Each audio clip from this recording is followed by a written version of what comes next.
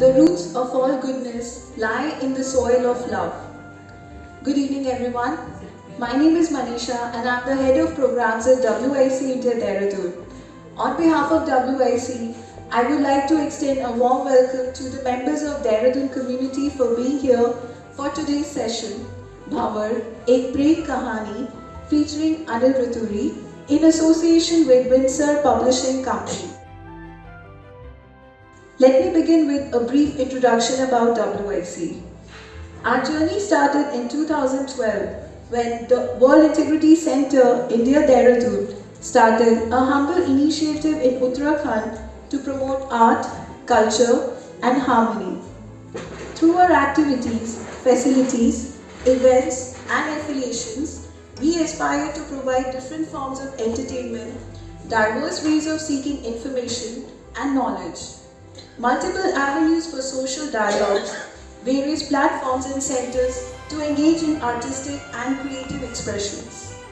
WIC India Dehradun is Uttarakhand's one and only socio-cultural, recreational, intellectual and entertainment center. Let's give a big round of applause to WIC. Allow me to introduce our author. Anil Rituri, a retired IPS officer, was born in Missouri and did his schooling at St. George's College there. He is an alumni of Delhi University. He did his BA Honours and MA in English Literature. After serving more than 3 decades in the government, he recently retired as Director General of Police, Uttarakhand. His professional experience has given him a deep insight into governance and government functioning in India. He has a keen interest in literature, art, culture and music. With great honor, please welcome him with a big round of applause.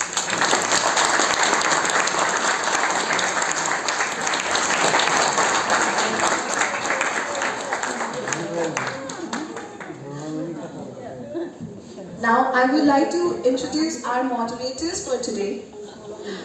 Beena Benchwal has a specialization in poetry writing and folk languages. Our second moderator for today's session, Sushil Upadhyay ji, currently holds the position of Principal at Chaman Lal Postgraduate College, Haridwar. He was the former Deputy Director of Uttarakhand Language Institute, Dehradun, and former Deputy Director of Uttarakhand Hindi Academy, Dehradun.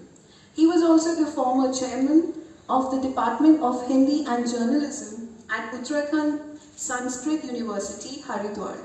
He has published 16 books on language, media and literature. His contributions to the field of literature and academics is vast and much appreciated. Let us please welcome them with a big round of applause.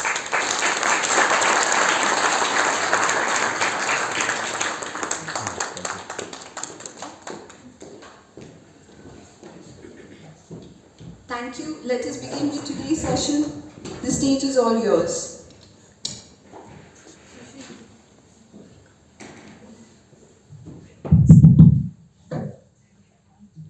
इस सत्र में आप सभी लोगों का स्वागत है और अगले 1.5 घंटा हम लोग लेखक से चर्चा करेंगे जिनसे आप बहुत अलग रूप में परिचित हैं।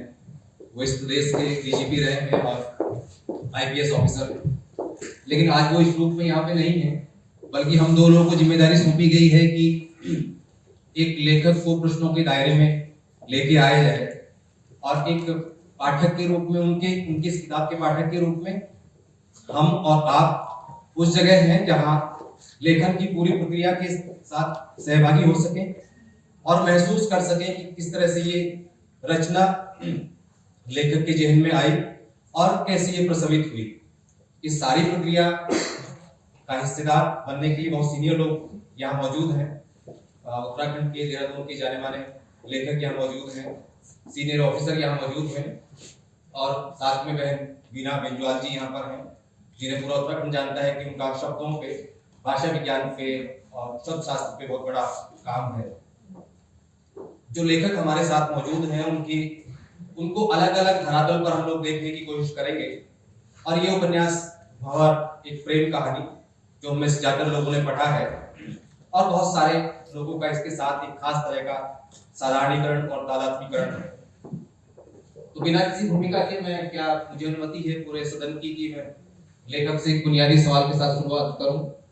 जब इस कहानी को आप पढ़ते हैं तो पहला सवाल जहन में आता है कि क्या ये कहानी वैसी ही है जैसे हिंदी के प्रख्यात लेखक और अंग्रेजी के प्रख्यात विद्वान अज्ञेय के बारे में कहा गया। उनका एक उपन्यास आया शेखर एक जीवनी 2 हिस्सों में। जब शेखर एक जीवनी प्रकाशित हुआ तो जितने भी आलोचक थे उन्होंने कहा कि ये शेखर एक जीवनी जो उपन्यास है ये उपन्यास नहीं बल्कि अज्ञेय की आत्मकथा है। और चूंकि अज्ञेय का रिश्ता है शशि से, जो रिश्ते में उनकी मौसेरी बहन है, अब उस सारी चीजों को का जो की प्रस्तुति वो एक फैक्ट के तौर पे कैसे करें वो उपन्यास के रूप में लेके आए। तो जो अभय नौटियाल है इस उपन्यास के केंद्र में, मेरा सीधा सवाल ये है कि क्या अभय नौटियाल ही अनिल रतूड़ी हैं और क्या अनिल रतूड़ी ही अभय नौटियाल है? बहुत धन्यवाद आपका। पहले तो मैं यहाँ सभी देवियों और सज्जनों का बहुत बहुत धन्यवाद देना चाहता हूँ। आप लोग यहाँ सब आए और इस चर्चा का प्रतिभाग करने के लिए यहाँ सब उपस्थित हुए। और मैं आपका भी धन्यवाद देना चाहता हूँ सुजीत जी और श्रीमती बेंजुआल जी का भी बहुत बहुत धन्यवाद। आप लोग यहाँ चर्चा में आप लोग प्रतिभाग करने आए। प्रश्न आपका बहुत मुफीद है, क्योंकि जैसे भी कोई भी आप इसमें क्या कहा जाए, क्योंकि जो भी कोई ऐसी रचना होती है साहित्य में या किसी भी प्रकार की जो रचना है उसमें कहीं ना कहीं मनुष्य के अपने जीवन का जो अनुभव होता है उसी की जो उसने देखा, मनुष्य को कहा जाता है इसमें पुस्तक में भी है मनुष्य परिस्थितियों का दाता। जिन परिस्थितियों से मनुष्य गुजरता है उसी का कुछ समावेश उसके जीवन में होता है, उसकी जहन में होता है। लेकिन ये कोई आवश्यक नहीं है कि जो उसका जीवन है वही उसकी पुस्तक में भी आएगा।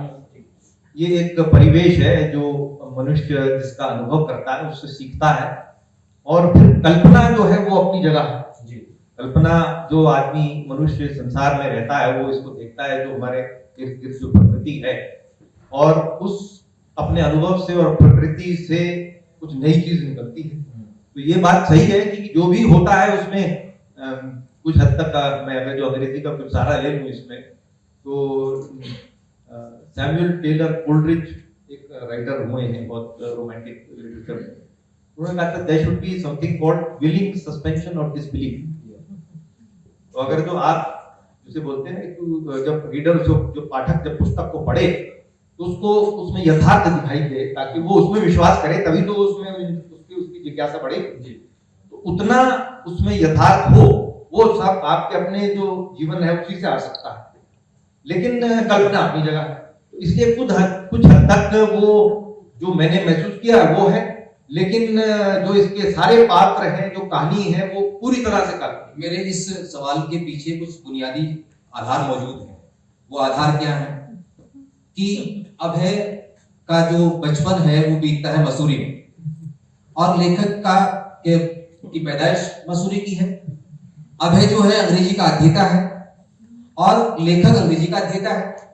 और सच बात तो ये है कि केवल अंग्रेजी का ही नहीं, ये उपन्यास एक खास तरह की आपसे डिमांड करता है कि आपको न केवल अंग्रेजी लिटरेचर की बल्कि हिंदी लिटरेचर की भी गहरी समझ हो। क्योंकि जब आप लिख रहे हैं तो इसमें पेज 193 पे मैंने आपने देखा कि आपने 20 से ज्यादा हिंदी लेखकों की किताबों का जिक्र किया। तो जब मैं देख रहा हूं आपको कि एक लेखक के रूप में और अभय को जब मैं देख रहा हूं तो मैं दोनों को अलग करके नहीं देख पा रहा हूं। तो ये पाठक की कमजोरी हो सकती है, और यह पाठक जिस तरह का नायक अपने आसपास तलाश रहा है वो नायक तो आप ही मौजूद। नहीं, ये बात आपकी सही है कि कुछ जो मैं कहूँगा समान बातें हैं वो ये है कि हाँ, मसूरी देहरादून घाटी में जो जन्म होना, परवरिश होना, अपनी विद्यालयी शिक्षा प्राप्त करना और फिर दिल्ली में जाकर अंग्रेजी साहित्य पढ़ना और फिर सब सिविल सेवा में आना, यहाँ तक ये तो मैं कह सकता हूँ कि हाँ, इसमें समानता है। लेकिन जो भी उसमें घटनाक्रम है, जो भी उसमें और पूरी जो कहानी है, उसमें मेरे जीवन से कुछ और मैं माफी चाहूंगा कि एक सवाल मैं और कर लूं कि बात इतनी ही नहीं, राधा और रतुड़ी मैम यहाँ मौजूद हैं। सवाल ये है, मेरे जहन में तो पहला सवाल ये था कि उपन्यास की नायिका मीरा क्या राधा ही है? आप बड़ा कठिन सवाल ये है कि आपने उसको सीमित कर दिया कि नहीं यहाँ तक सच है। पर मैं जितनी उनकी चारित्रिक विशेषताएं देखता हूँ, वो अभी मीरा मैम पीछे कह रही थी कि देखिए स्टेट की एडिशनल चीफ सेक्रेटरी और वो कुर्सियां ठीक करवा रही हैं, यहाँ रखो यहाँ रखो, और वही कैरेक्टर ठीक मीरा का है। वो जो है अभय से 2 साल बड़ी है, मैच्योरिटी हर जगह दिखती है, और प्रेम में भी एक आदर्श दिखता है।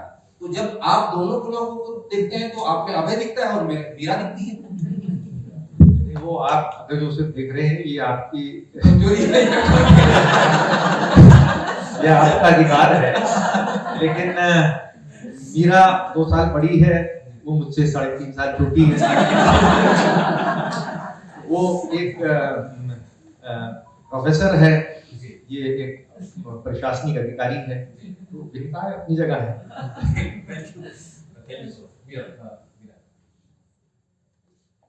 एक बार पुनः इस परिचर्चा में सभागार में उपस्थित आप सभी विद्वजनों, प्रबुद्ध श्रोताओं को मैं अभिवादन करती हूँ, प्रणाम करती हूँ। और अभी डॉक्टर सुशील उपाध्याय जी जिस बात को कह रहे थे उसकी बात को आगे बढ़ाऊंगी कि लेखक अनिल रतूड़ी कितना भी इनकार कर दे कि वो तो प्रोफेसर है, नायिका, लेकिन हम देखते हैं कि किस तरह से वो नायिका, उसकी उपस्थिति यहाँ भी हमें परिलक्षित हो रही है। तो आप कितना भी इनकार कर लें, वो हम पाठक समझ सकते हैं इस बात को। ये स्वाभाविक है कि कोई भी कृति, कोई भी उपन्यास, उसमें कल्पना और यथार्थ का समन्वय होता है। और जैसा कि आपने कहा कि इसमें यथार्थ भी है, कल्पना भी है। और आज तक हम जितना साहित्य पढ़ते आए थे, हम उसमें देखते थे कि सचिवालयों में या निदेशालयों में या मुख्यालयों में पत्रावलियों की बात हो रही, फाइल्स की बात हो रही है, आदेश निर्गत हो रहे हैं। पहली बार इस किताब के लेखक को देखकर हमको लगता है कि कैसे इन निदेशालयों में, इन सचिवालयों में प्रेम का जो भाव है वह किस तरह से पल्लवित और पुष्पित होता है। और वह इस तरह से पल्लवित और पुष्पित होता है कि जो व्यवस्था का भंवर है, नायक उस भंवर से स्वयं को बहुत अच्छे ढंग से निकाल ले जाता है और उसको आत्मबोध होता है। तो मैं आपकी किताब की कुछ पंक्तियां उल्लिखित करते हुए अपने सवाल को आगे बढ़ाऊंगी कि ये प्रेम यहाँ कैसे दिखाई दे रहा है। नायक नीलंबर का आदेश प्राप्त हो चुका है, लाइट बंद करके कमरे में बिल्कुल एकाकी उदास है, ऐसे में फोन आता है। तो आप देखेंगे उस प्रेम की व्याप्ति कहाँ तक है। मीरा से फोन पर बात कर अभय के भीतर नई ऊर्जा का संचार हुआ। उसे एहसास था कि उसकी पत्नी, बेटी और पूरा परिवार उससे बहुत प्रेम करता है। बचपन से उसको घर में भी इतना प्यार मिला था कि वह स्वयं प्रेम का सागर बन चुका था। उसके मन में सबके लिए अपार प्रेम, दया और क्रोध, सहानुभूति थी। वह अपने अवसाद से उबर गया। उसे व्यवस्था पर क्षणिक क्रोध आया था। अब व्यवस्था के पात्रों के लिए उसके मन में प्रतिशोध की भावना समाप्त हो गई थी, बल्कि उनके लिए उसके मन में सहानुभूति थी। वह समझ गया कि अधिकांश लोग एक दूसरे के साथ ऐसा व्यवहार करते हैं। वे धन, वैभव, यश और प्रसिद्धि को किसी भी कीमत पर प्राप्त करना चाहते हैं। उसे एहसास था कि वह सौभाग्यशाली है कि उसके विकसित चैतन्य में उसे इस तामसिक और राष्ट्रिक प्रतिस्पर्धा से ऊपर उठा दिया था। वह जानता था कि व्यवस्था सभ्य समाज के लिए आवश्यक है, लेकिन वर्तमान व्यवस्था में बहुत सुधार की जरूरत है। बहुत सारे अच्छे राजनीतिज्ञ और अधिकारी व्यवस्था को बेहतर बनाने का प्रयास करते हैं, लेकिन जब तक जनता के चैतन्य में वृद्धि नहीं होती है, तब तक व्यवस्था में आमूल-चूल परिवर्तन संभव नहीं। तो प्रेम की इस पराकाष्ठा के बाद मैं लेखक से ये जानना चाहती हूँ कि किस तरह से प्रेम के इस उदार भाव को वो इसमें वर्णित कर सके। और मेरा दूसरा प्रश्न है कि जनता के चैतन्य में वृद्धि किस प्रकार हो सकती है। आपने बहुत एक मेरा प्रिय जो इसका पैसेज है वो आपने उठाया है, बहुत बहुत धन्यवाद आपका। ये वो क्षण है जिस समय वो काफी कठिनाई में है, उस दौरान ये बात आती है। उसके पीछे विचार ये है कि मनुष्य जो है उसके समक्ष बहुत सारी कठिनाइयां जीवन में आएंगी, और आमतौर पर जो विशेष तौर से जितने ऊंचे स्थान में समाज में रखते हैं जिनके पास शक्ति भी होती है, शक्ति कभी कभी मनुष्य को उसको उसका दिमाग खराब कर देती है, और आसानी से मतलब उसको शक्ति को जा कहेंगे उसको पावर को पचा नहीं पाते हैं। और सबसे बड़ी कठिनाई हमारी व्यवस्था में यही है, क्योंकि जो मनुष्य अपने आप में एक प्रकार से असुरक्षित होगा भावनात्मक रूप से जितना असुरक्षित होगा मनुष्य, उतना उसको अपने आप को आश्वस्त महसूस करने में कठिनाई होगी। और जब वो स्वयं आश्वस्त नहीं होगा, उसके पास शक्ति है तंत्र की, तो वो अपनी जो असुरक्षा है उसको सुरक्षित करने के लिए उसका एक प्रकार से पावर्स दुर्भोग उसका इस प्रकार से प्रयोग करता है कि वह दूसरों को कष्ट देता है, और उससे सारी जो समस्याएं हैं व्यवस्था में वो उत्पन्न होती है। और जो मनुष्य को, इसीलिए मेरे विचार से जो घर में बच्चों का पालन पोषण है वो बहुत महत्वपूर्ण है कि वो जो उनकी भावनात्मक जो सुरक्षा है वो बचपन से बनती है। और उसमें मेरे ख्याल से सबसे महत्वपूर्ण जो भूमिका है वो माँ की, पिता की भी है लेकिन माँ की बहुत ज्यादा है, और खास तौर से लड़कों के लिए विशेष तौर से अगर जो उनकी माताएं उनको प्रेम से ही अनुशासन में भी नहीं रखेंगी तो वो कहीं ना कहीं वो धीरे धीरे परेशानी होगी। इसमें जो बहुत आपने जो पैसेज उठाया है उसमें उसका मतलब वही था कि अगर जो ऐसी कठिनाई में उस समय जहां ऐसी परिस्थिति में वो था, अगर जो ये भाव ना होता उसमें है कि वो स्वयं प्रेम का एक प्रकार से सागर बन चुका है, इतना उसको प्रेम मिला, तो ऐसी कठिनाई में भी उसके अंदर एक असुरक्षा की भावना नहीं पैदा हुई। यद्यपि वो फिर भी कुछ डिप्रेशन में रहा थोड़े दिन के लिए, थोड़े समय के लिए, और क्षणिक डिप्रेशन में रहा, ये हो जाता है, तो ऐसा भी होता है। तो किस प्रकार से जो उसके पीछे भाव है वो ये है, और एक उदार प्रेम का भाव है,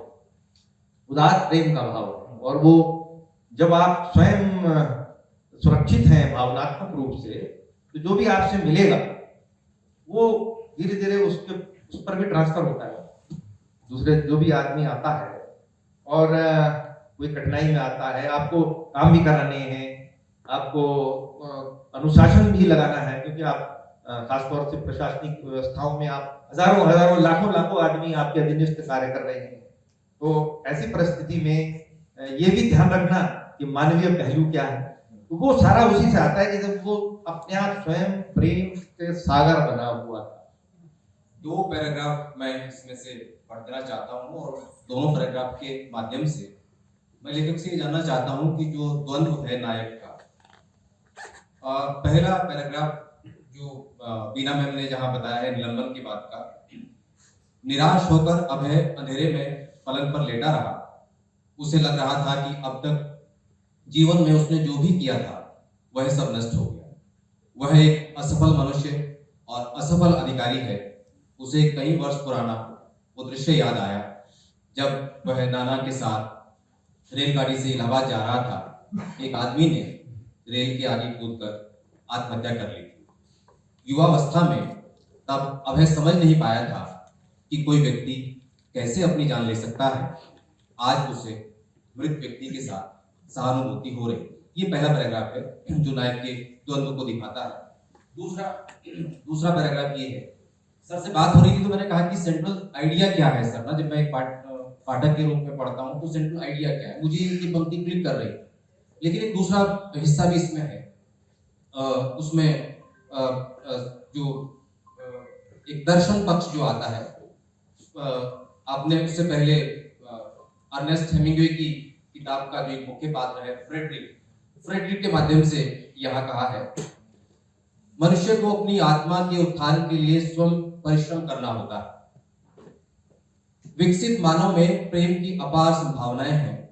यदि मनुष्य प्रेम से जीना सीख जाए, जी अच्छा, वहां जहां ये उल्लेख है उसके पूरे द्वंद्व का, उस द्वंद्व के संदर्भ में जो अर्नेस्ट हेमिंग्वे की जो किताब है उसका जो मुख्य पात्र है फ्रेडरिक, वो एक बार जंगल में दोस्तों के साथ कैंप में गया था और आग सेकने के दौरान वहां उसने देखा कि बहुत सारी चींटियां उसमें जल रही है। तो मैं यहाँ पढ़ देता हूँ किताब का जो हिस्सा है।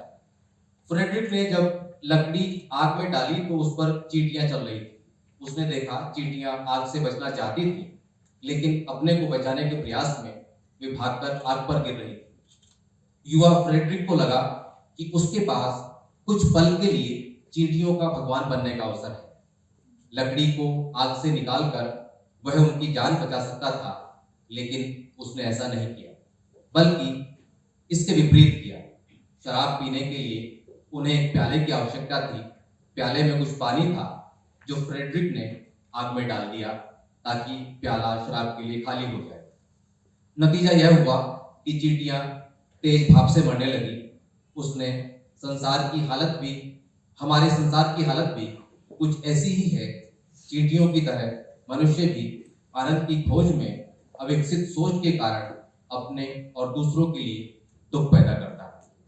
जैसे फ्रेडरिक ने चींटियों को नहीं बचाया, वैसे ही मानवों को बचाने की कोई दिव्य शक्ति नहीं आने वाली नहीं। मनुष्य को अपनी आत्मा के उत्थान के लिए स्वयं परिश्रम करना होगा। विकसित मानव में प्रेम की अपार संभावनाएं हैं। यदि मनुष्य प्रेम से जीना सीख जाए तो संसार बदल जाएगा। फिर मनुष्य की सृजनात्मक शक्ति अपने चरम पर पहुंच सकती है। मैं इस विषय पर पुस्तक लिखना चाहता हूँ। इसमें फिर आगे ये अनकोट है, अभय की बात आ गई। अभय की बात ध्यान से सुनकर मीरा बोली, हाँ अभय, सही कह रहे हो। दिव्य न्याय की अपेक्षा करना बेवकूफी है। नैतिकता और आदर्श मनुष्य के मस्तिष्क की उपज है। ब्रह्मांड तो शून्य ही है। ये पूरा दर्शन है जहाँ द्वंद्व है नायक का और फिर एक दार्शनिक पहलू पे आता है। तो मेरा सवाल ये है, आप में से जिन लोगों ने, हम में ज्यादातर लोगों ने उपन्यास पढ़ा है, तो सवाल ये है कि ये नायक का जो चेतस है, उसका जो चेत है, ये उसका विस्तार है या उसकी द्वंद्वात्मक स्थिति का प्रकटीकरण है? द्वंद्वात्मक स्थिति का प्रकटीकरण तो है ही, लेकिन ये मैं तो ये कह सकता हूँ क्योंकि लेखक तो मैं हूँ, लेकिन जब पुस्तक एक बार पुस्तक के लेखक के हाथ से निकल जाती है और उसका जन सामान्य में उसका प्रसार हो जाता है, तो उसका अपना एक जीवन हो जाता है। उसका अपना एक जीवन हो जाता है पुस्तक का। तो जो भी पाठक है वो उसका अपना अपना अर्थ उससे निकालेगा। लेकिन ये बात अपनी जगह है कि जो उसमें विचार वो रख रहे हैं दोनों पात्र, और उसमें जो मीरा कह रही है कामू को, एल्बर्ट कामू, जो जिनको आप जानते होंगे, उनको नोबेल प्राइज मिला था और 46 साल की उम्र में उनकी 42-46 में उनकी डेथ हो गई। बहुत ही जल्दी उनको नोबेल प्राइज भी मिला। बड़े विख्यात लेखक थे और उन्होंने जो एग्जिस्टेंशियलिज्म है, अस्तित्ववाद जो है, उस पर उनका, हालांकि वो खुद कहते थे कि मैं एग्जिस्टेंशियलिस्ट नहीं हूँ, लेकिन सबने उनको उसी श्रेणी में रखा था। उनका यही कहना था कि मनुष्य जो है वो एक प्रकार से जो मिथ ऑफ सिसिफस है, जो ग्रीक मिथ थी, जिसमें वो एक व्यक्ति जिसको श्राप लगा हुआ था सिसिफस को, और उसको ये काम दे दिया गया था ग्रीक गॉड्स ने कि आप जो एक पत्थर को रोज सुबह ऊपर ले जाएंगे, और वो पत्थर रोज नीचे लुढ़क जाता था। तो शुरू में तो जब वो ऊपर जाता था तो रोज नीचे गिर जाता, तो उनको लगता था जब मैं ऊपर ले जाऊंगा तो मेरा काम खत्म हो जाएगा, लेकिन वो हमेशा ऊपर जाके फिर गिर जाता था, उसका काम कभी खत्म नहीं होता। तो बार बार में उनकी ये समझ में आ गई सिसिफस के कि ये पत्थर ऊपर रोज ले जाना पड़ेगा और ये नीचे आएगा। जीवन में भी इस प्रकार से रोज सुबह हम उठते हैं और किसी को अपने खराब बॉस को फेस करना है, किसी को कहीं कोई और परेशानी है, जीवन की और कोई चुनौती है, और सुबह आपको करता है कि हम किस तरह इस चुनौती से भाग लेते या ना जाना होता तो उसको चाहे साइकोलॉजिकल टर्म्स में न्यूरोसिस कहिए, जो भी कहिए, तो वो हर मनुष्य में होता है। तो वो सिसिफस की उसमें बहुत अच्छा उन्होंने दिया है कि वो सात पत्थर ऊपर से रोज नीचे आता है, और एक प्रकार से यथार्थ है कि उसको वहां ले जाना है और वो नीचे आना है, फ्यूटिलिटी है उसमें। तो एक प्रकार से उसका कोई अर्थ नहीं है, लेकिन ये काम हमें करना है और रोज करते रहना है, तो उसी में अर्थ ढूंढना है।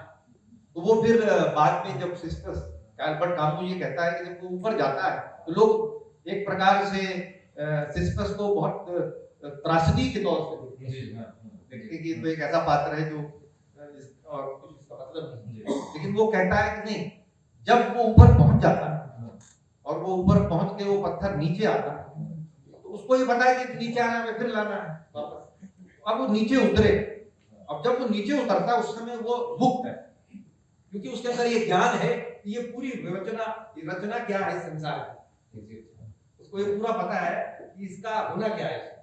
तो वो जब वो नीचे आता है, वो मुक्त है, वो कहता है अब मैं फूल देखूं, यानी वो साक्षी भाव में है उस वक्त ना, वो रियलाइज कर पाया चीजों को। इस समय मैं पत्थर के बारे में नहीं सोचूं जी, ये नीचे जाना फिर लाना, जब लाना होगा तब देखूंगा।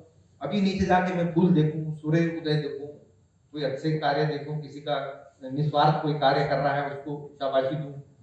तो एक जो जीवन का सौंदर्य है वो क्षणिक है, कोई बहुत बड़ी बड़ी चीजों को हम ढूंढ के हम जीवन में किसी आनंद की अनुभूति के लिए बहुत बड़े आनंद की इंतजार करते रहेंगे, तो वो तो कभी नहीं आने वाला है।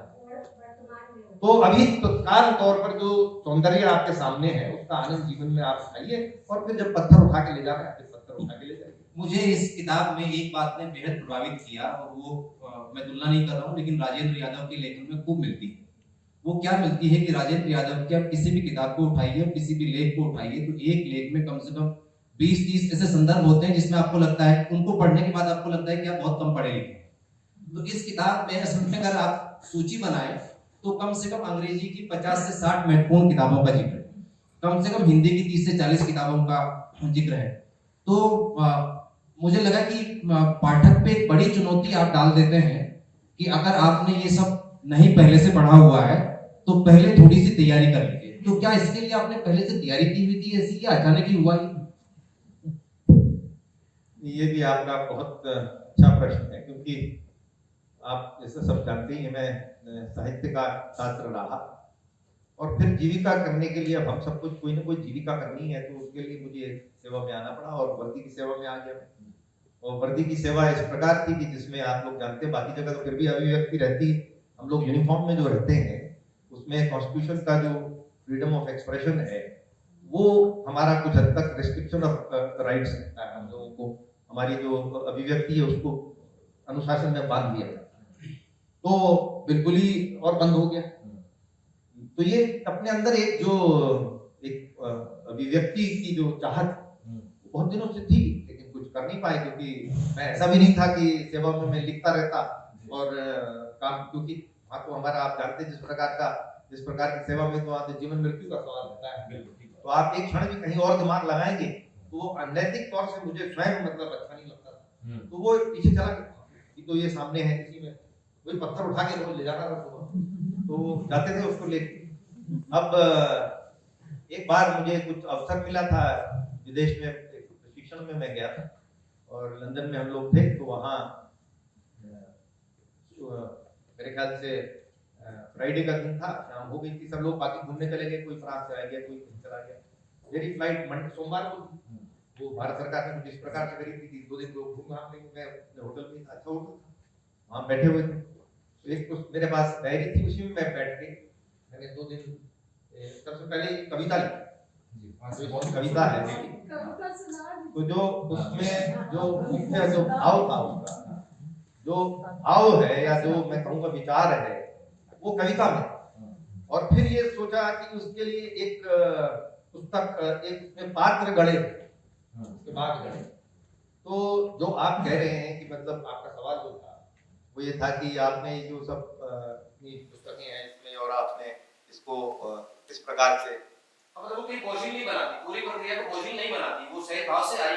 तो मेरा सवाल ये था कि आप पहले से नोट्स बना के ऐसा? नहीं, मैंने कोई नोट्स नहीं बनाए, अचानक ही वो चीजें हुई? नहीं, नोट्स नहीं बनाए। मेरा जो है कहने का मकसद ये है कि जैसे आप जानते हैं कि जो फॉर्म है, जो फॉर्म है, जैसे शॉर्ट स्टोरी, पोएम्स। तो अगर जो आप उसको गद्य में लिखेंगे तो बहुत छोटी कहानी अगर जो होगी तो उसमें एक ही विचार आएगा। और अगर जो आप कोई उसको कविता में लिखेंगे तो एक विचार का या एक भाव की कविता हो, उसी को आप उठा लेंगे तो उपन्यास, अगर छोटी कहानी को आप बृहद आकार देंगे तो वो उपन्यास हो जाएगा। तो वो उपन्यास लिखने का था मन में, तो वो हमने उस समय सोचा था, फिर टाइम नहीं मिला। फिर जब आगे यहाँ नौकरी पे वापस पहुंचे सोमवार, मेरे ख्याल से मैंने वहां करीब 25-30 पन्ने लिखे थे और एक कविता लिखी थी, वो पढ़ा रहा मेरे पास, जो इस उपन्यास में कविता, हाँ वो पढ़ी रही मेरे पास। और फिर जब मेरी सेवानिवृत्ति हुई और उसके बाद जब ये कोविड आया और वो लॉकडाउन लगा, तो 3 महीने जब बिल्कुल बंद थे हम लोग, तब मैंने ये लिख डाली पुस्तक पूरी। तो ये उसमें कोई ऐसे नोट्स नहीं थे, लेकिन जो इसमें एक बात जरूर है, जो आप पुस्तक में इतनी सारी कहानियों की बात कर रहे हैं, मैंने जो लिखने का प्रयास किया है वो ये है कि कोई एक घर में जो सामान्य गृहिणी जो खाना बना रही है और उसको फिर बीच में आधे घंटे का टाइम मिलता है वो पढ़ना चाहिए, उसको कोई इंटेलेक्चुअल या कोई दार्शनिक भाव या कोई साहित्यिक भाव में कोई उसका बहुत ज्यादा रुचि ना हो भी हो जाए, उसको एक सामान्य जो पात्रों की जो मार्मिक कहानी होती है वो मिले।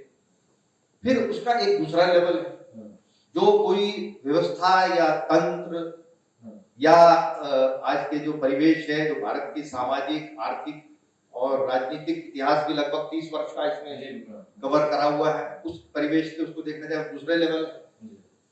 फिर जो साहित्यिक दृष्टिकोण से इनिशिएटेड है वो मतलब चाहे तो वो फिर तीसरा लेवल है उसमें, जहाँ जो उसमें लिटरेरी, चाहे वो उसमें कोट्स आप देख लें या बीच में जो बातें आती है वो सब जुड़ी हुई। मेरा प्रयास ये रहा है कि इसमें कोई ऐसा एक भी शब्द, एक भी वाक्य, एक भी ऐसी कोई घटना नहीं है जो बाद में जुड़ती नहीं, कहानी की जो जुड़ती नहीं है, जो सब जुड़ के एक कुछ कहती है। और फिर जो चौथा लेवल जो उसका है वो फिर दर्शन वाला है, जो एक बृहद जो विचार है, उसमें आपने शायद गौर किया होगा, उसमें एक समग्र मानव की बात, समग्र मानव की बात करने का प्रयास किया।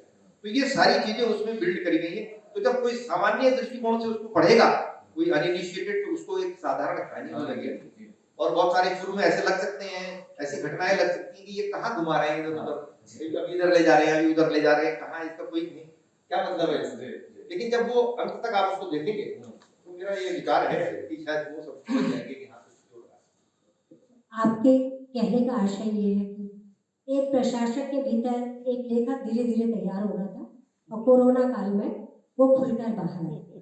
जब आप इस उपन्यास को पढ़ते हैं तो इसका जो तथ्य है इतना बेजोड़ है, इसका शिल्प भी उतना ही बेजोड़ है, कहीं उसमें जटिलता नहीं है, सहज सरल भाषा का प्रयोग है और व्यवस्था की दृष्टि से जब हम देखते हैं तो यहाँ नौकरशाही और जो राजनीति है उसका भांग धतूरे का संयोग हमें दिखाई देता है।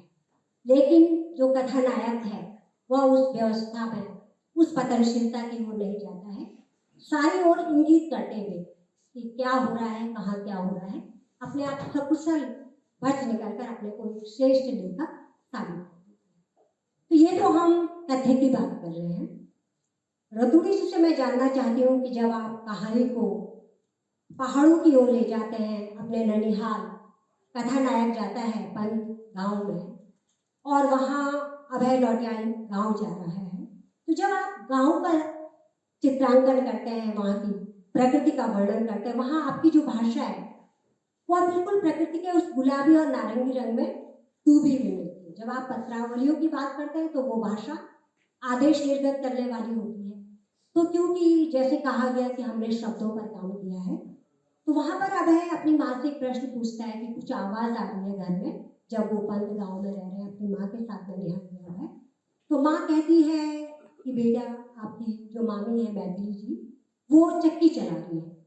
तो मैं आपसे पूछना चाहती हूँ कि चक्की की जगह वहाँ पे जंद्री शब्द का प्रयोग हो सकता है। इसके साथ ही साथ जो मामा है जीवानंद जी, वो कहते हैं कि बेटे जो पीले दिखाई दे रहे हैं वो सरसों के खेत हैं, जो हरे दिखाई दे रहे हैं वो गेहूं के खेत हैं। तो क्या ऐसा नहीं हो सकता था कि गढ़वाली के पास ऐसी शब्द संपदा है कि हर तरह की फसल के लिए अलग अलग शब्द हैं? धान के खेतों के लिए सट्याड़े हैं, गेहूं के खेतों के लिए गेवाड़े हैं, जो सरसों के खेत है उसके लिए लयाड़े शब्द, एक वचन में लयाड़ा होगा, बहुत सारे तो लयाड़े। तो क्या वहाँ पर जंदरी, लयाड़े या गिवाड़े शब्दों का प्रयोग नहीं हो सकता था? ये मेरा आपसे सवाल है। मैं आपका बहुत अच्छा सवाल है, क्योंकि मैंने बहुत इस पे शुरू में सोचा था, और जो आप कह रही हैं उससे मेरे मन में था वो करने का। जानवर मैं लिखना चाहता था उसमें कि मैं जानवर ही लिखूं, लेकिन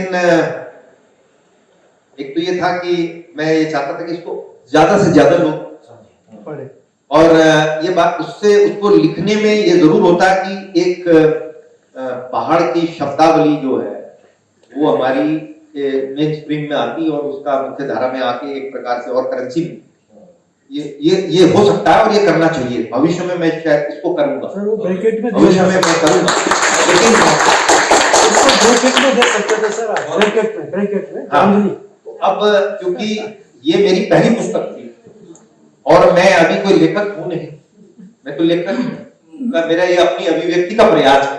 मैं लेखक तो था नहीं, कोई एस्टैब्लिश लेखक तो था नहीं कि अब मान लीजिए कोई बड़ा लेखक ऐसे जो पहाड़ का बड़ा लेखक माने सुमित्रा नंदन पंत जी लिखते कहीं इस प्रकार का पहाड़ का शब्द, तो उसको पढ़ने वाले देश दुनिया में होते और वो उसको तुरंत ढूंढते भी क्या मतलब है इसका, और उसको समझते भी। मेरा तो ये पहला प्रयास था। मेरा प्रयास ये था कि मैं पहले एक बार जो हिंदी पढ़ने वाले हैं वो उसको एक बार पढ़ लें। हाँ, आगे इंशाअल्लाह अगर तो रहेगा तो क्या होता है कोशिश करेंगे। दूसरा आपने एक और बात पूछी थी, मैं दिमाग से उतर गई मेरे, दूसरे के बात पूछी थी आपने, एक और बात पूछी थी। एक तो हाँ जी, एक तो आपने ऐसे शब्दों के लिए किया था। हाँ, एक आपने ये बात बोली थी जो भाषा है वो बहुत सरल है, बहुत सरल है। उसका कारण ये है कि मुझे बहुत हिंदी आती नहीं, उसकी जो सबसे मतलब स्पष्ट बात है वो हिंदी आती नहीं, वो उतनी अच्छी नहीं आती कि मैं कोई मतलब क्लिष्ट भाषा का उसमें मतलब मैं उसका प्रयोग करूं।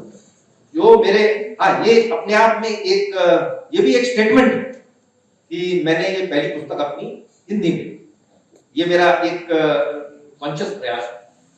तो जो भाषा है उसमें एक और कारण था, भाषा भी नहीं, अगर जो आप इसका स्ट्रक्चर भी देखें उसका जो वो है बहुत ही मतलब सरल वो है, उसमें जहां तक स्ट्रक्चर और भाषा है उसमें जो पाठक है उसको कोई डिमांड नहीं है, उसमें कोई डिमांड नहीं। वो मेरा मकसद जो है वो भाव, विचार और कहानी को कम्युनिकेट करना, मूल बात हुई। और उसमें भाषा जितनी सरल और सबसे सिंपल हो और सीधी हो, मेरा विचार ये था। देखिए, ये लेखक की मॉडेस्टी है कि वो ये कह रहे हैं कि मैं नया लेखक हूं, लेकिन इस सदन से मैं पूछ रहा हूं कि क्या सच में इस किताब को देखने के बाद लगता है कि वो नए लेखक हैं? एक किताब लिखने से, क्योंकि हिंदी में तो ऐसे उदाहरण है कि जहां जीवन काल में 3 कहानियां लिखी और आज भी हम उन्हें पढ़ते हैं, तो मुझे लगता है कि ये सदन तो नहीं मानता है कि आप नए लेखक हैं। ये जरूर बात हम भी हरगिज नहीं मानते। आप कहते हैं मुझे हिंदी नहीं आती, इसको भी नहीं मानते। आप इस उपन्यास को जब पढ़ेंगे, मुहावरों का बहुत कम प्रयोग है, बहुत सटीक, बहुत खूबसूरती से, कहीं कहीं लोकोक्तियों का भी प्रयोग है बहुत खूबसूरती से।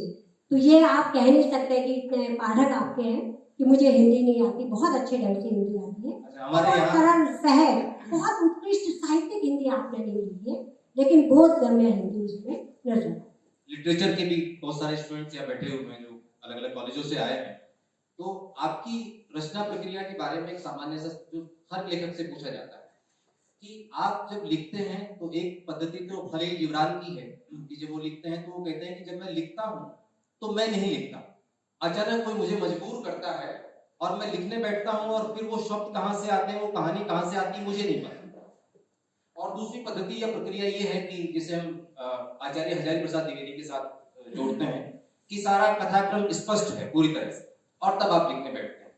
तो अगर इन दोनों में से किसी एक पैटर्न को फॉलो करते हैं, और ये कोई अंतिम पैटर्न नहीं है, एक बार मिला जुला के भी करते हैं या इनसे अलग करते हैं, तो आपकी जो रचना प्रक्रिया है, जैसे कहते हैं कि लेखक को प्रसव पीड़ा होती है, उसे बेचैनी होती है, भीतर से वो इतना बेचैन घूमता, उसे लगता है कि अब कुछ बाहर आएगा। तो आप इसमें से किस पद्धति को फॉलो करते हैं? आपने पुस्तक में गौर अवश्य किया होगा कि उसमें काफी विलियम वर्ड्सवर्थ की बातचीत होती है। तो मैं उनसे काफी प्रभावित रहा हूँ, उनके लेखों से और उनके विचारों से, और जिस प्रकार की उनकी जो मैं कहूँगा थ्योरी ऑफ क्रिएटिविटी है, एक प्रकार से थ्योरी लिरिकल बालड 1798 में टी.एस. सैमुअल टेलर कोलरिज और विलियम वर्ड्सवर्थ ने पब्लिश करी, जिससे इंग्लिश रोमांटिक मूवमेंट शुरू होता है। उसमें जो वर्ड्सवर्थ ने कहा है, उनका पोएट्री के संदर्भ में कहा है, the poetry is a powerful overflow of feelings recollected in tranquility। तो वो एक भाव जो है, वो कोई समय ऐसा आता है जब कोई चीज, प्रकृति या कोई घटना, वो आपको प्रभाव डालती है, और उस क्षण में एक प्रकार से आपके एक एपिफेनिक मोमेंट आता है, और वो कहीं, और वो खास तौर से जब कम उम्र होती है, छोटी उम्र होती है, तब ज्यादा होता है।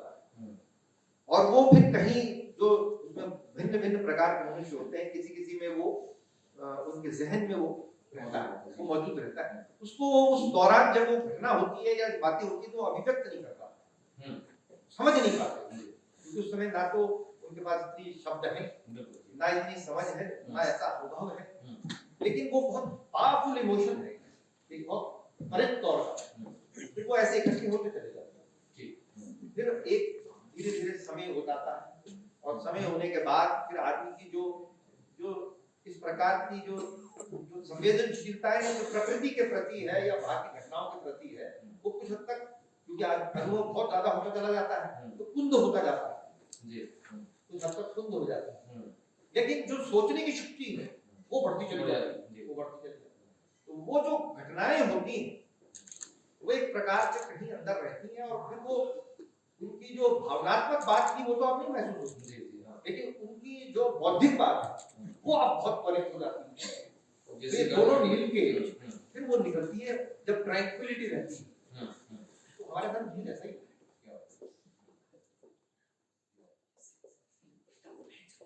एक चीज और मैं आपसे पूछना चाहती हूँ कि जब आप पंत गांव की ओर अभय नोएडा से ननिहाल जा रहा है, तो आप चाहते तो अभय को अपने माता पिता के साथ कहीं और भी वो घूमने जा सकता था।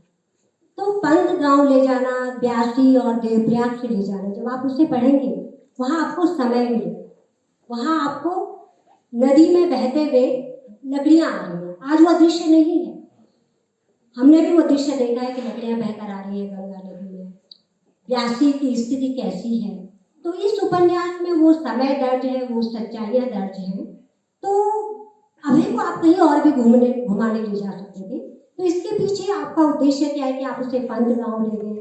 तो क्या आप उस पहाड़ को, उसकी आर्थिकी को चलाने वाले जो जीवानंद जी हैं, या जो गढ़वाल राइफल का सैनिक है राम सिंह, शेर सिंह का बेटा राम सिंह जो है, हाँ, वो गांव आया हुआ है, तो क्या आप साहित्य में समय के साथ इन स्थितियों को दर्ज करना चाहते थे? तभी आप अभय को, क्योंकि उसे प्रशासनिक सेवा में आना है, तो पहाड़ की ओर ले गए। हाँ, बहुत अच्छा सवाल पूछा। अब ये जो पुष्प रखे हैं यहाँ, इनको आप उस तरफ से देख रही हैं और मैं इस तरफ से देख रहा हूँ। वो जो उधर बैठे हैं वो उधर से देख रहे हैं, जो उधर बैठे हैं उनको इधर से नहीं दिख रहा और मुझे उधर से नहीं दिख रहा। लेकिन ये पुष्प तो वही है जो है। मैं कहूंगा तो मैं बोलूंगा ये इधर से जो दिख रहा है वही बताओ, वो उधर से बताएंगे। तो ऐसे ही मनुष्यों को जब हम देखते हैं, कोई भी यहाँ बैठा है तो हम उनको किसी एक दायरे में जानते हैं। हाँ, निवेदिता बैठी है मेरे साथ, पुलिस अधिकारी रही है, मैं उनको एक दायरे में जानता हूँ, पुलिस के अधिकारी के रूप में जानता हूँ। उनके बहुत सारे पहलू हैं। तो एक समग्र तरीके से किसी को जानना तभी आप उसको समझेंगे। तो जो इसमें आपने अभय की बात करी, अभय को हम 9 साल की उम्र से देखते हैं, तो लगभग मेरे ख्याल से 39 इयर्स की एज में आके 39-40 की एज में आके छोड़ते हैं। 30 साल का अंतराल है। और उसके बारे में आप देखती हैं कि शुरू में एक कहानी शुरू हो रही है तो एक बाहर का चैप्टर चलता है, जिसमें बहुत सारे लोग बैठे हुए हैं। तो अभी कोई पूछे कि अनिल रतूड़ी कैसा है, तो आप कुछ बताएंगे। दूसरे कहेंगे आप कहेंगे बहुत अच्छे हैं, कहेंगे वो तो बहुत बेकार आदमी है, कह सकती कि वो तो बहुत बेकार है, आप कहेंगे नहीं वो बहुत अच्छी है। तो अब अच्छा है या बुरा है, आपको अच्छा लगा तो बुरा लगा। तो अगर जो कोई भी हम किसी पात्र के बारे में कोई रचना कर रहे हैं तो प्रयास ये था कि उसको पाठक यथासंभव उसकी समग्रता जितनी हो सकती है उतनी, फूल के उस तरफ से भी इस तरफ से भी इस तरफ से। तो जब आप उसको शुरू में देखते हैं या अंत में देखते हैं, अंत में आप जब छोड़ रहे हैं उसको पात्र को और वो अपनी बेटी को लेके जा रहा है, तो जब उसको आप देख रहे हैं तो 39 प्लस एज में जब आप उसको देखते हैं तो आप एंड तक कहेंगे हाँ हम इनको पहचान गए। अब हम पहचान गए क्यों, इन्होंने वो जानदुरु सुना है, इन्होंने वो लकड़ी उस नदी में आती थी देखी है, उसका और कोई अर्थ नहीं है, लेकिन वो वहां जब पहुंचेगा तो वो उन सब का कहीं ना कहीं अंश उसमें है। एक चीज उसमें और है, तोता घाटी वाली जो सड़क है उसको बहुत सक्रिय दिखाया गया है। वर्तमान में ऑल वेदर रोड में बहुत चौड़ी है।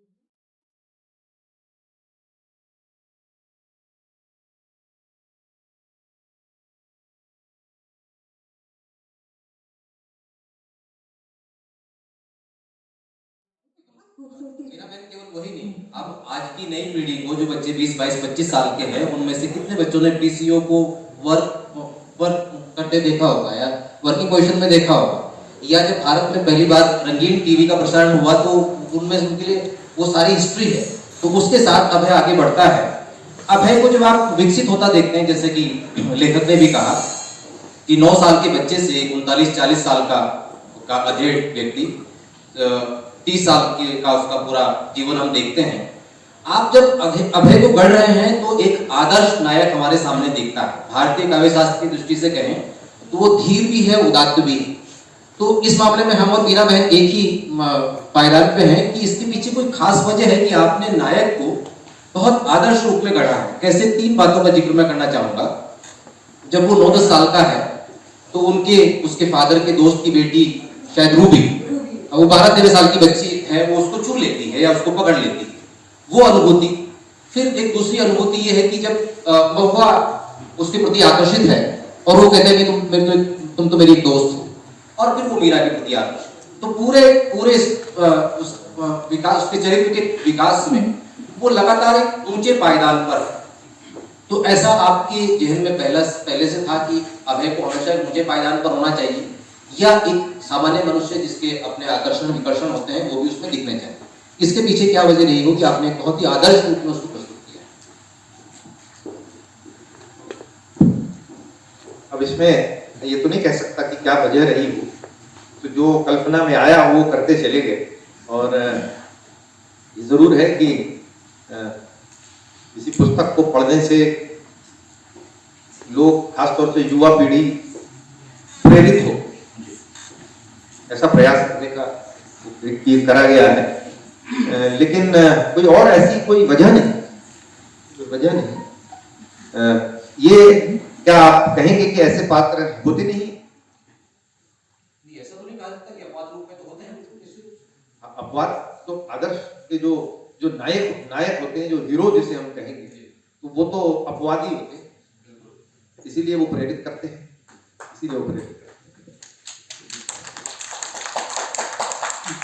आपसे एक और सवाल मेरा है।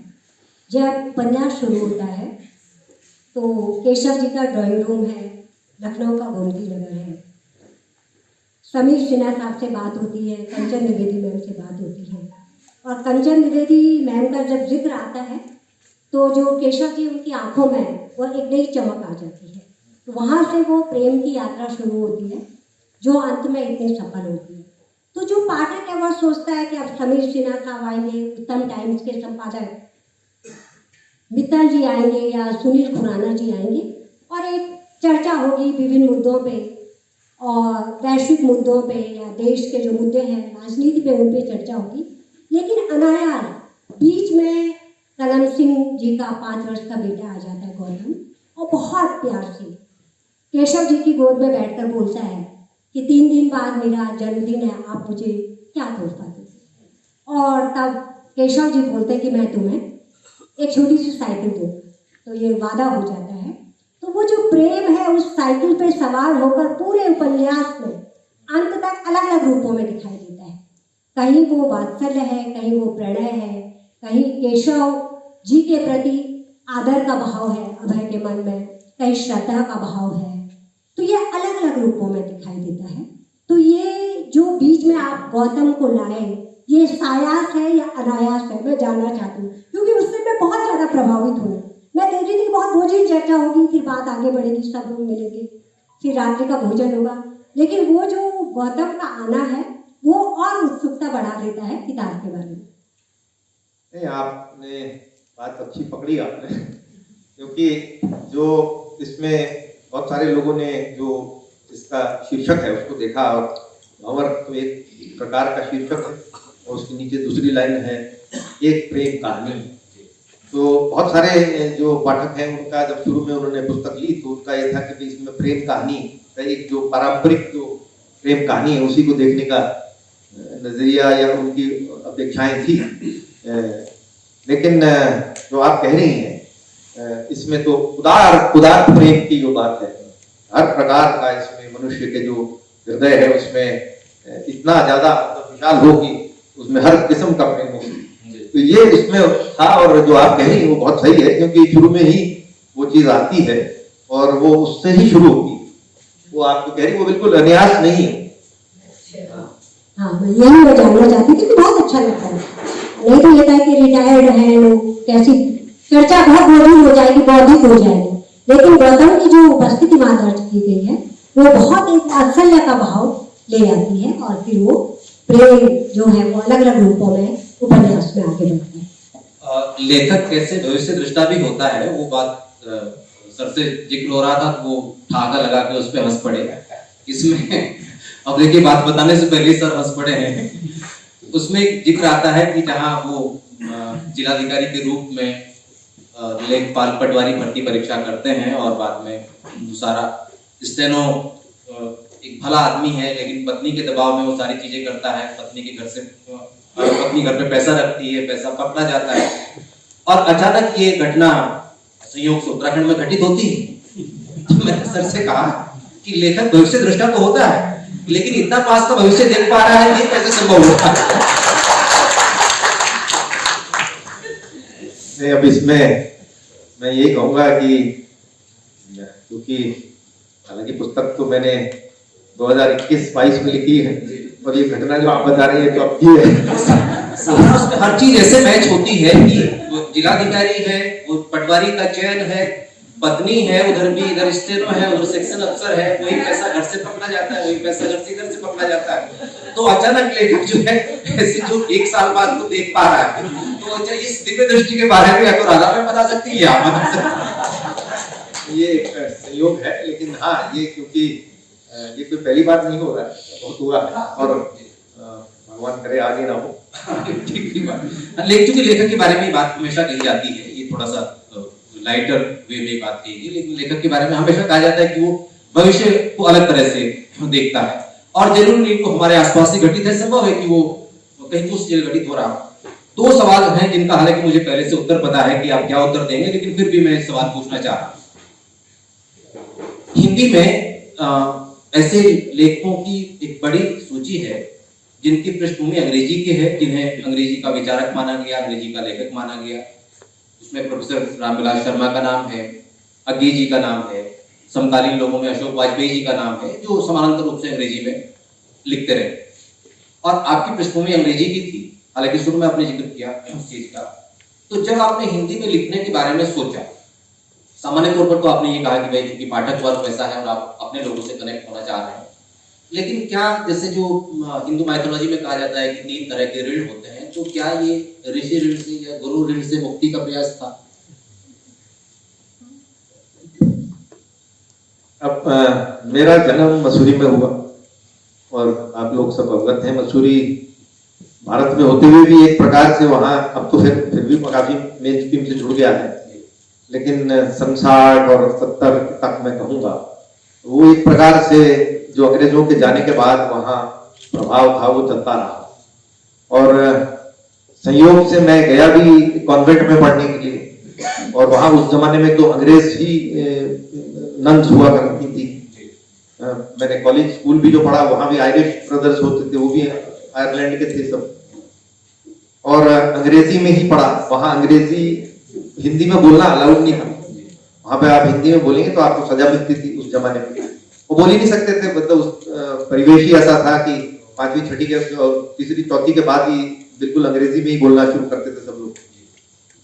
और आप इस बात से भी अवगत होंगे कि हमारा देश जब तक हम होश में आए, 65 में मैं स्कूल गया था 1965 में, तो तब आज़ादी हुए बहुत ज़्यादा समय नहीं हुआ था तब तक। और एक गुलाम देश की जो भावनाएं थी या जो एक अंग्रेज शासक का जो एक ग्लैमर था देश पर, वो जिंदा था तब तक। आज भी जिंदा है वैसे तो, लेकिन तब बहुत अधिक जिंदा था। और उसी परिवेश में अंग्रेजी पढ़ी, अंग्रेजी ही पढ़ के फिर दिल्ली चले गए और वहां भी अंग्रेजी साहित्य ही पढ़ा। तो एक और जब युवा थे 17-18 साल की उम्र में, तो गाने भी अंग्रेजी सुनते थे और अंग्रेजी फिल्म भी अंग्रेजी देखते थे, बात भी अंग्रेजी में करते थे। भारत में रहते थे लेकिन सारे तार न्यूयॉर्क और लंदन से मिले हुए थे। तो और एक प्रकार से एक इसका मन में कोई आभास नहीं था, लेकिन एक भारतीय हर चीज दोयाम है, सेकंड क्लास है, ये मन में कहीं बिना आभास हुए हुए एक विचार कहीं अनायास फंसा हुआ। और जब चले गए दिल्ली पढ़ने के लिए, फिर धीरे धीरे जब मैं कहूँगा कुछ प्रभु की कृपा हुई या क्या हुई, तो फिर पता लगा है तो हम हिंदुस्तानी, हम तो है भारतीय। ये बोध जो है धीरे धीरे आया। और फिर ये भी हुआ कि अगर जो कोई अंग्रेज हमें देखे तो वो हमारे पे, हम हास्य ही तो होंगे उसके लिए, will be a ridiculous object for him, कि भारत में रहते हुए हम खाली एक सेकंड क्लास जिसे कहते हैं उनकी नकल कर रहे हैं। तो ये हम कौन हैं, ये जब बहुत 24-25 साल की उम्र से ये सवाल शुरू हुआ कि हम हैं कौन, हम क्या, ये जो हमारी ये कितनी ये असमंजस की बात है आज मैं कहूँगा हर आदमी के लिए, कि वो अंग्रेजी बोलता है और ज्यादातर आप तो बहुत अच्छे दोनों साहित्यकार हैं, आमतौर पर अंग्रेजी की पुस्तकों को ज्यादा महत्व दिया जाता है और अंग्रेजियों को ज्यादा विद्वान माना जाता है, जबकि वो एक भाषा ही तो है, ठीक है, एक भाषा है और उसमें आज विश्व का बहुत सारी सामग्री उसमें उपलब्ध है और उसकी वजह से उसमें बहुत सारी चीजें ऐसी हैं, और एक वो अंतरराष्ट्रीय भाषा भी है आज, और वो बिजनेस की भाषा भी है और ये आनी भी चाहिए। और अंग्रेजी क्यों, आप फ्रेंच भी सीखिए, स्पेनिश भी सीखिए, जर्मन भी सीखिए, बहुत अच्छी बात है, लेकिन आप कौन है मूलतः, और जब तक आप इसको नहीं जवाब देंगे इस प्रश्न का, तब तक आप कभी अपने प्रति जब आप सच्चे कैसे हो सकते। तो ये जो चीज थी, इसने फिर हिंदी में जड़ों की तरफ लौटने की एक कोशिश को कह सकते हैं। तो ये इसलिए ये एक, मैं जैसे कह रहा था कि ये भी एक स्टेटमेंट है कि मैंने पहली जो पुस्तक लिखी उसको मैंने हिंदी में लिखी।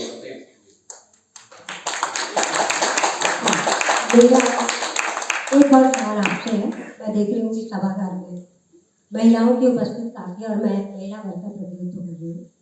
तो जब हम उपन्यास पढ़ते हैं तो मीनाक्षी जी हैं, अभय नौटियाल की माँ, उनके व्यक्तित्व का विकास धीरे धीरे होता है और शुरू में वो बहुत बड़ी शय में अपनी इच्छाओं को प्रकट नहीं कर पाई, बाद में वो अपने माता पिता का मतलब पूरा उनको देखभाल करती है। उसी तरह से महुआ के व्यक्तित्व का विकास होता है, मीरा के व्यक्तित्व का विकास होता है।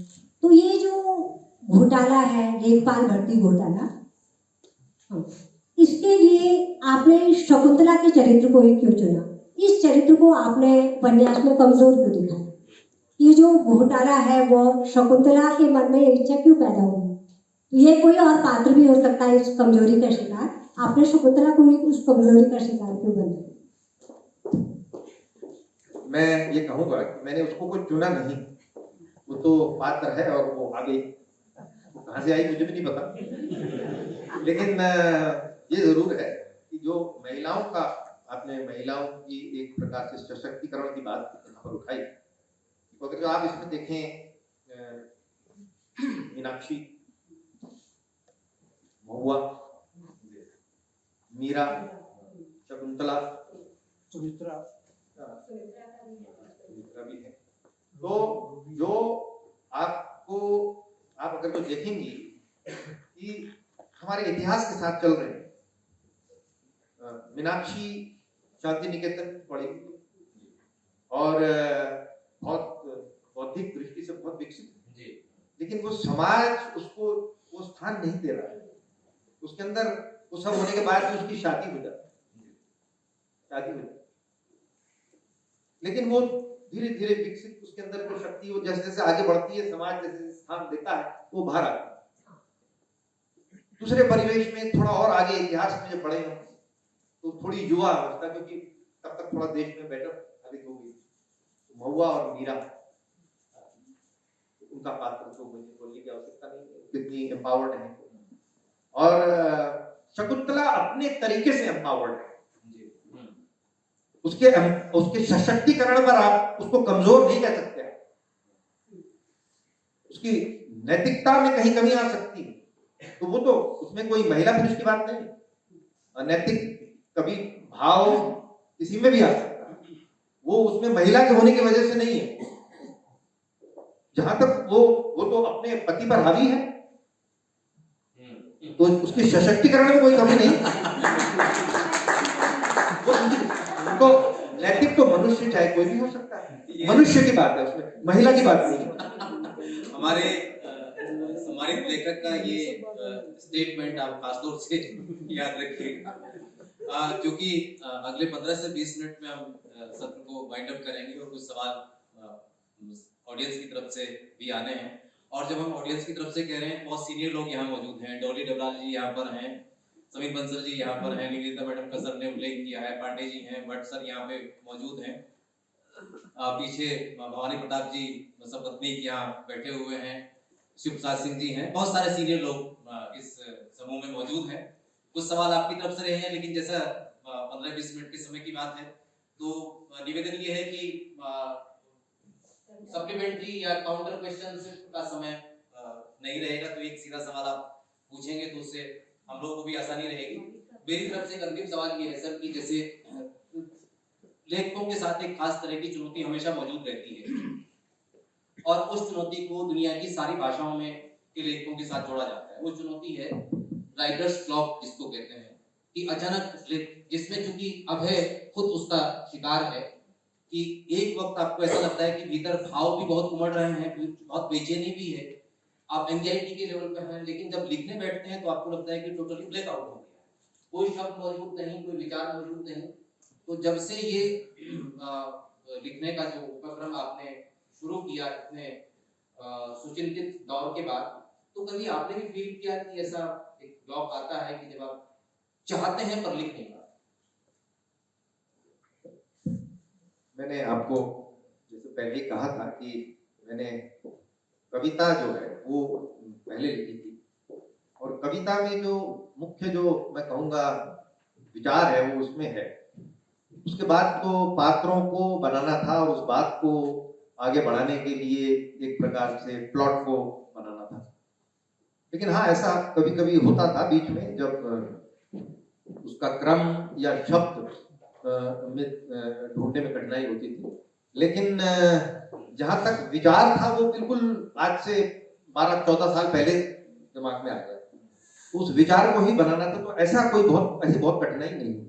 क्योंकि विचार बहुत स्पष्ट है और उस विचार के लिए पात्र बनाने के पात्र भी बनानी, शब्दों का क्रम, प्लॉट की रचना में अवश्य कहीं कहीं ऐसी घटनाएं होती थी जो आप बता रहे हैं, राइटर्स ब्लॉक कहिए, लेकिन शुद्ध मायने में राइटर्स ब्लॉक मैं उसको कहूंगा जहां कोई प्रेरणा में कहीं दिक्कत होगी जी किसी क्षण के लिए, वो कहीं दिक्कत नहीं। तो अब हमारे सम्मानित सहभागी मित्रों की तरफ ये माइक है, तो एक मैं आपकी अनुमति हो तो एक निवेदन मैं करना चाहता हूँ कि पहला सवाल, चूंकि हम सब जानते हैं कि इस उपन्यास की पहली पाठिका भी हमारे बीच मौजूद है, तो आप अनुमान लगा सकते हैं कि कौन है। तो हम उपन्यास की पहली पाठक, हालांकि संज्ञाओं को स्त्रीलिंग और पुल्लिंग में नहीं बांधा जाना चाहिए, तो हम उपन्यास की पहली पाठक सम्मानित राधा रतूड़ी मैम से ये निवेदन कर रहे हैं कि एक सवाल वो लेखक से पूछ लें हम लोगों की संतुष्टि के लिए, जो आप हमेशा पूछते होंगे।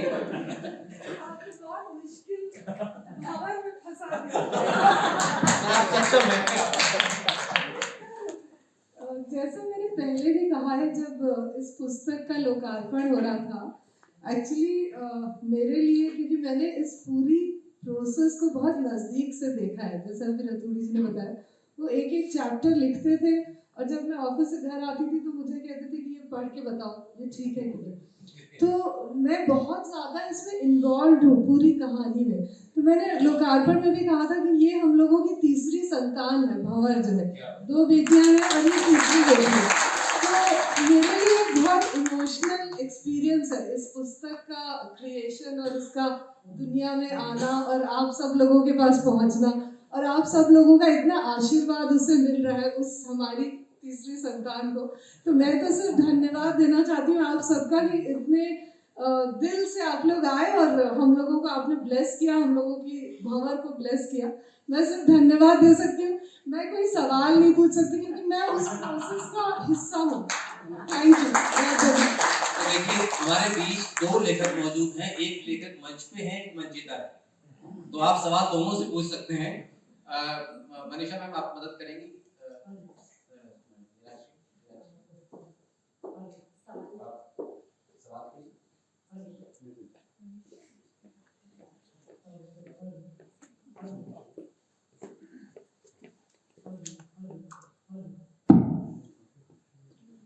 मैं उपन्यास के लेखक महोदय से ये जानना चाहूँगा कि उपन्यास का जो नायक है अभय नौटियाल, वो दिल्ली विश्वविद्यालय में अंग्रेजी ऑनर्स के विद्यार्थी के रूप में प्रथम भेंट महुआ से होती है।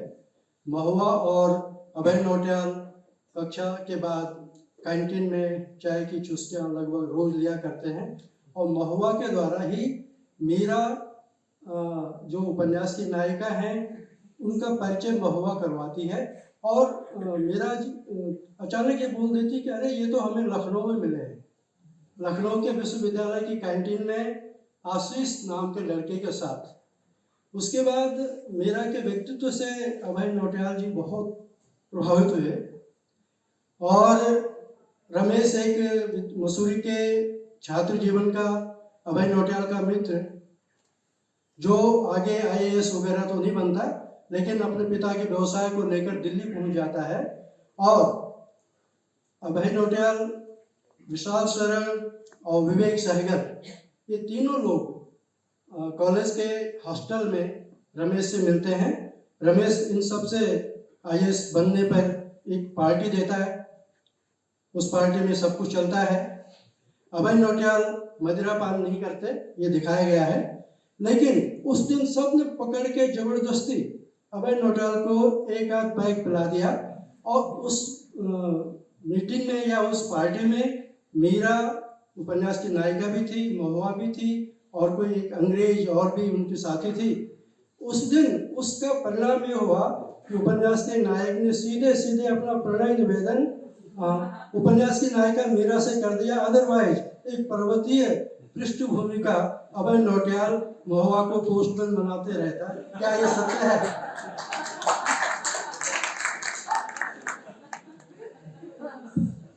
आपने बहुत दिलचस्प तरीके से रखा, बहुत बहुत धन्यवाद आदरणीय भट्ट जी।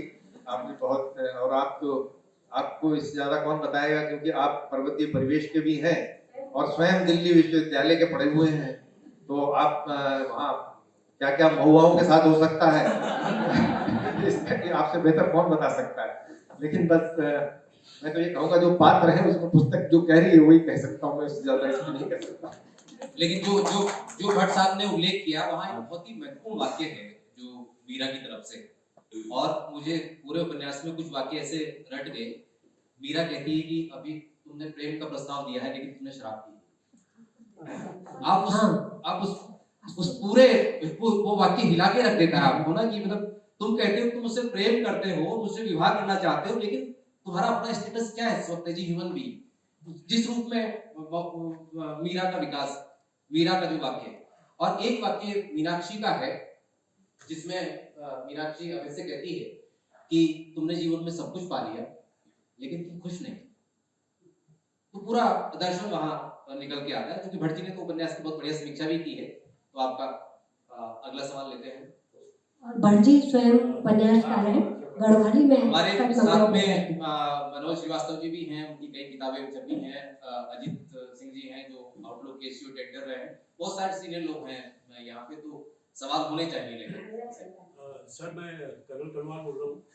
मैंने आपकी किताब पढ़ी नहीं है, सरसरी तौर पे देखी है, और मैं जो इसमें जो इतर चरित्र हैं, जो पदाधिकारी या जो नेता लोग हैं, उनके जो नाम हैं वो कुछ शहरों के नाम पे, कुछ मेरे को उनके जो मेरे को सरसरी तौर पे दिखाई दिया है। चूंकि मैंने पूरा पढ़ा नहीं है तो इसलिए मैं कोई सवाल नहीं पूछूंगा उससे रिलेटेड, लेकिन मेरे दो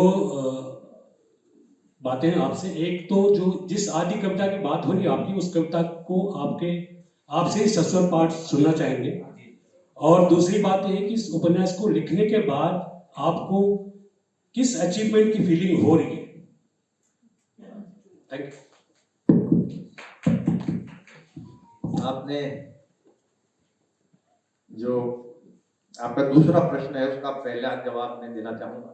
आपने जो कहा कि इस पुस्तक को लिखने के बाद किस प्रकार की अनुभूति हो रही है, मैं कहूँगा कि मैं जो भी मैंने अपने जीवन में किया होगा, मैंने अच्छे काम करे या नहीं करे मैं नहीं कह सकता, लेकिन ये इस कार्य को करने के बाद मैं अपने व्यक्तिगत तौर से मैं ये मानता हूँ कि ये मेरा सबसे बड़ा अचीवमेंट है। क्योंकि मैं इसका कारण आपको बता दूं, क्योंकि जो आमतौर पर लोग सोचेंगे कि अधिकारी था, पदों पे रहा, ये सब रहा, और बहुत बहुत काम प्रशासनिक दृष्टिकोण से बहुत जटिल प्रशासनिक समस्याओं का हम लोगों ने सामना किया है। बड़े बड़े जनपदों में, प्रदेश में, उत्तर प्रदेश में, देश में, हमने भारत सरकार में भी काम किया। वो मतलब एक व्यवस्था के तहत था। लेकिन जो मेरा विचार है वो ये है कि मानव के लिए सबसे बड़ी, जो मानव की जो योनि है, उसमें सृजन करना उसकी सबसे बड़ी जो नियति है। अगर तो वो वहां तक नहीं पहुंचता तो वो फिर एक उससे नीचे रहना, मेरे ख्याल से अगर तो आप सृजन तक पहुंच जाए, क्रिएटिविटी जो है वो सबसे बड़ी चीज है। तो जब सारी चीजें आपकी हो जाती हैं जीवन की, तो जो अल्टीमेटली मैं ये कहूंगा कि मनुष्य की जो सारा पोटेंशियल है वो बाकी जीवों से आपको भिन्न इसलिए बनाता है कि आप कोई चीज क्रिएट करें। और आप ये कहेंगे तो इसलिए इस दृष्टिकोण से मैं ये कहूंगा कि मैं इसके ये सृजन कितना योग्य है और कितना ये अयोग्य है, इसके बारे में मैंने, ये तो जनमानस इस पर निर्णय करेगा, लेकिन मेरा अपना प्रयास सृजन करने का था और मैं इससे ये संतुष्ट हूं कि हाँ, मैंने अपने जीवन का सबसे बड़ा काम ये। अब ये जो सर के उपन्यास में जो कविता है उसका समापन से ठीक पहले हम सर के स्वर में उसको सुनेंगे। उससे पहले एक दो प्रश्न और लेने, अगर सर दीजिएगा साथ।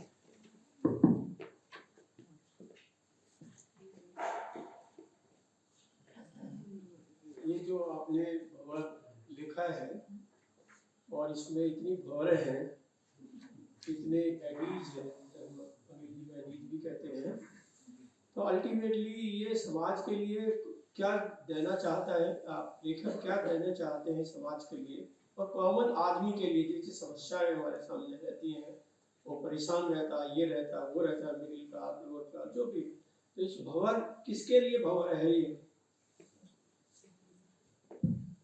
आपने जो सीधा प्रश्न किया, अगर जो इसका एक लाइन में मैं जवाब दे सकता तो मुझे ये पुस्तक लिखने की आवश्यकता न होती। आपने बड़ा अच्छा सवाल किया और ये सवाल भी भंवर है और इसका उत्तर भी भंवर है।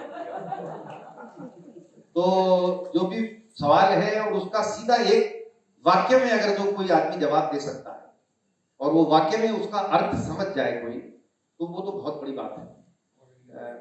लेकिन सवाल जो आपका है वो अपनी जगह है, उसका उत्तर देने के लिए पुस्तक लिखनी पड़ी, उसका उत्तर देने के लिए पुस्तक लिखनी पड़ी। और अगर जो मतलब जो भी आदमी कहना चाहता है वो अगर जो सीधा कह दे तो वो दर्शन हो जाएगा, वो दर्शन हो जाएगा। तो दर्शन तो फिलोसफर को सुनने को कौन तैयार है? उसको अपनी बात को कहने के लिए कुछ सामान्य पात्र गढ़ने पड़ेंगे। और ये कहा जाता है सृजन में कि एक तो है कि भाई सीढ़ी, आप पिताजी कहते हैं बच्चे को, लड़के को कि सीढ़ी से ध्यान से जाना, नीचे उतरोगे जब तो ध्यान से जाना, दौड़ना मत, ये तो चोट लगेगी और फिर बैकबोन टूट जाएगी। तो उसकी समझ में तो आ गई बात, लड़के की समझ में आ गई कि हाँ ये जो कह रहे हैं इसका मतलब क्या है। लेकिन वो तब भी दौड़ता है, बाद में उसके पिता नहीं रहते और एक दिन वो दौड़ रहा था बहुत तेजी से और वो गिरता है, उसकी बैकबोन टूट जाती है। तो वो तब उसकी समझ में आता है कि I understood the meaning but the meaning was nearly not really evoked in me. एक इवोकेटिव होता है और एक मीनिंग होता है। एक तो साधारण अर्थ है बात का, सिंपल कागज में लिखा हुआ है। जैसे हम गद्य लिखते हैं, प्रोज लिखते हैं, उसमें जो मीनिंग है वो पुस्तक के अंदर है, लाइन के भीतर है। और जब हम पद्य लिखते हैं, जब हम पोएम में जाते हैं, तो पोएम को पढ़ने से काम नहीं बनेगा, पोएम को बोलना पड़ेगा। उसके शब्द, उसका उच्चारण, उसकी रिदम, उसका जो पूरा भाव है वो पुस्तक से बाहर आ जाएगा, वो सुनना पड़ेगा। तो हाँ, तो वो जो किसी भी रचना का, साहित्य का प्रयास हमेशा ये रहता है कि हम किसी विचार को, किसी भाव को, और विचार तो एक है, अगर जो समग्र विचार को आप रखना चाहते हैं, जो आपने जो प्रश्न पूछा, तो वो उसको खाली एक लाइन में बोलने से काम नहीं चलेगा, उसको इवोक करना पड़ेगा। और जब वो इवोक करेगा तब वो समझेगा। आप अवगत होंगे, ग्रीक फिलोसफर थे एरिस्टोटल, तो उन्होंने 2 पुस्तकें लिखी, एक लिखी द पॉलिटिक्स और दूसरी लिखी द पोएटिक्स। तो प्लेटो ने अपनी द रिपब्लिक लिखी और रिपब्लिक में उसने आर्ट और लिटरेचर को भगा दिया, कोई जरूरत नहीं, कोई जगह नहीं है, ये third stage from remove from reality. लेकिन एरिस्टोटल ने कहा कि ये सबसे इंपॉर्टेंट चीज। तो कथारसिस, आपने शब्द यूज किया catharsis. What is catharsis? Catharsis ये है कि जब हम किसी चीज को स्टेज पर देखते हैं और हम एक आधे घंटे या 1 घंटे या किसी सिनेमा को या स्टेज पर देखते हैं और ट्रेजेडी देखते हैं, उसमें भी उसने ट्रेजेडी को लिया। और जब हम ट्रेजेडी को देखते हैं, किसी एक ऐसे पात्र को देखते हैं जिसमें इमेंस पोटेंशियल है और उस इमेंस पोटेंशियल से वो कहां जा सकता था, लेकिन कहीं एक त्रुटि या एक हमार्टिया, उसको बोलता है हमार्टिया, वो उसको पूरा निगल जाता। और जब वो गिरता है, तो कहा कि साधारण आदमी जब कहीं गिरता है तो वो ट्रेजेडी नहीं है। जब कोई ऐसा व्यक्ति जिसका बहुत भीषण पोटेंशियल था जिसके अंदर, वो जब गिरता है तो there is a sense of waste, और जब वो सेंस ऑफ वेस्ट होता है, उसको जब ऑडियंस देखता है तो उसके भीतर एक एक्सपिएशन होता है, उसके अंदर कहीं लेटेंट वो कमी थी, अगर जो कमी वहां दिखाई थी, और उसका जब वो वेस्ट देखता है और उस एक्सपीरियंस के थ्रू उसको भावनात्मक अनुभव कराता है, उसको वो प्ले या उसको वो पुस्तक या वो, तो वो एक प्रकार से एक्सपिएशन होता है, उसके अंदर से क्लेंजिंग होती है, उन द्वंद्व से वो मुक्त होता है, तो उसके अंदर एक ग्रोथ होती है। तो अगर जो एक वाक्य में इसका जवाब दिया जाता तो इसको लिखना संभव नहीं था, आवश्यक भी नहीं था। प्रयास ये है कि जो आपने सवाल पूछा उसका जवाब देने का प्रयास किया है। अब मैंने तो किया है, अब कहां तक ये सफल है और क्या वो जो प्रश्न है उसका जवाब दे रही है या कुछ और ही बात कर रही है, मुझे तो पता नहीं, ये तो वही बताएंगे जो पढ़ेंगे इसको। लेकिन सर की जो इसमें कविता है वो लगता है कि जैसे आपके प्रश्न को ध्यान में रख के ही वो कविता रची गई है, और उसमें एक पंक्ति है कि चेतना है तो हमारा, तो वो जब सर कविता सुनेंगे तो वो उसमें वो सारा विस्तार से आएगा। उनियाल सर, डॉक्टर उनियाल जी मौजूद हमारे बीच में, पीछे से। अच्छा जी सर, बिल्कुल आपने सही कहा। मैं सुरेश रतोड़ी कि हमारी भीतर की जो सत्ता है, भीतर के अंतर मन की गहराइयों से जो बात निकल कर आती है वही कविता है, और वही आपकी कविता में हमें परिलक्षित भी होता है। कहा भी गया है, वियोगी होगा पहला कवि, वियोगी होगा पहला कवि, आह से उपजा होगा गान, उमड़ कर आंखों से चुपचाप वो कविता बही होगी अनजान, वो कविता बही होगी अनजान। तो हम आपकी भीतर की गहराइयों को, आपके अंतर्मन की जो बातें हैं उसको कविता के माध्यम से बहुत अच्छे ढंग से समझ सकते हैं। धन्यवाद। तो क्या हम सर से रिक्वेस्ट करें कि, अच्छा जी मैम का प्रश्न है, प्लीज माइक लीजिएगा। So it was a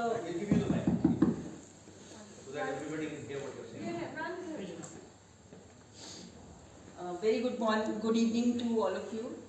और मैं दून यूनिवर्सिटी से हूँ, और हम लोग एक मीट द ऑथर करके एक प्रोग्राम शुरू कर रहे हैं, जिससे हम सर के ही प्रोग्राम के साथ हम उसका आगाज़ करेंगे।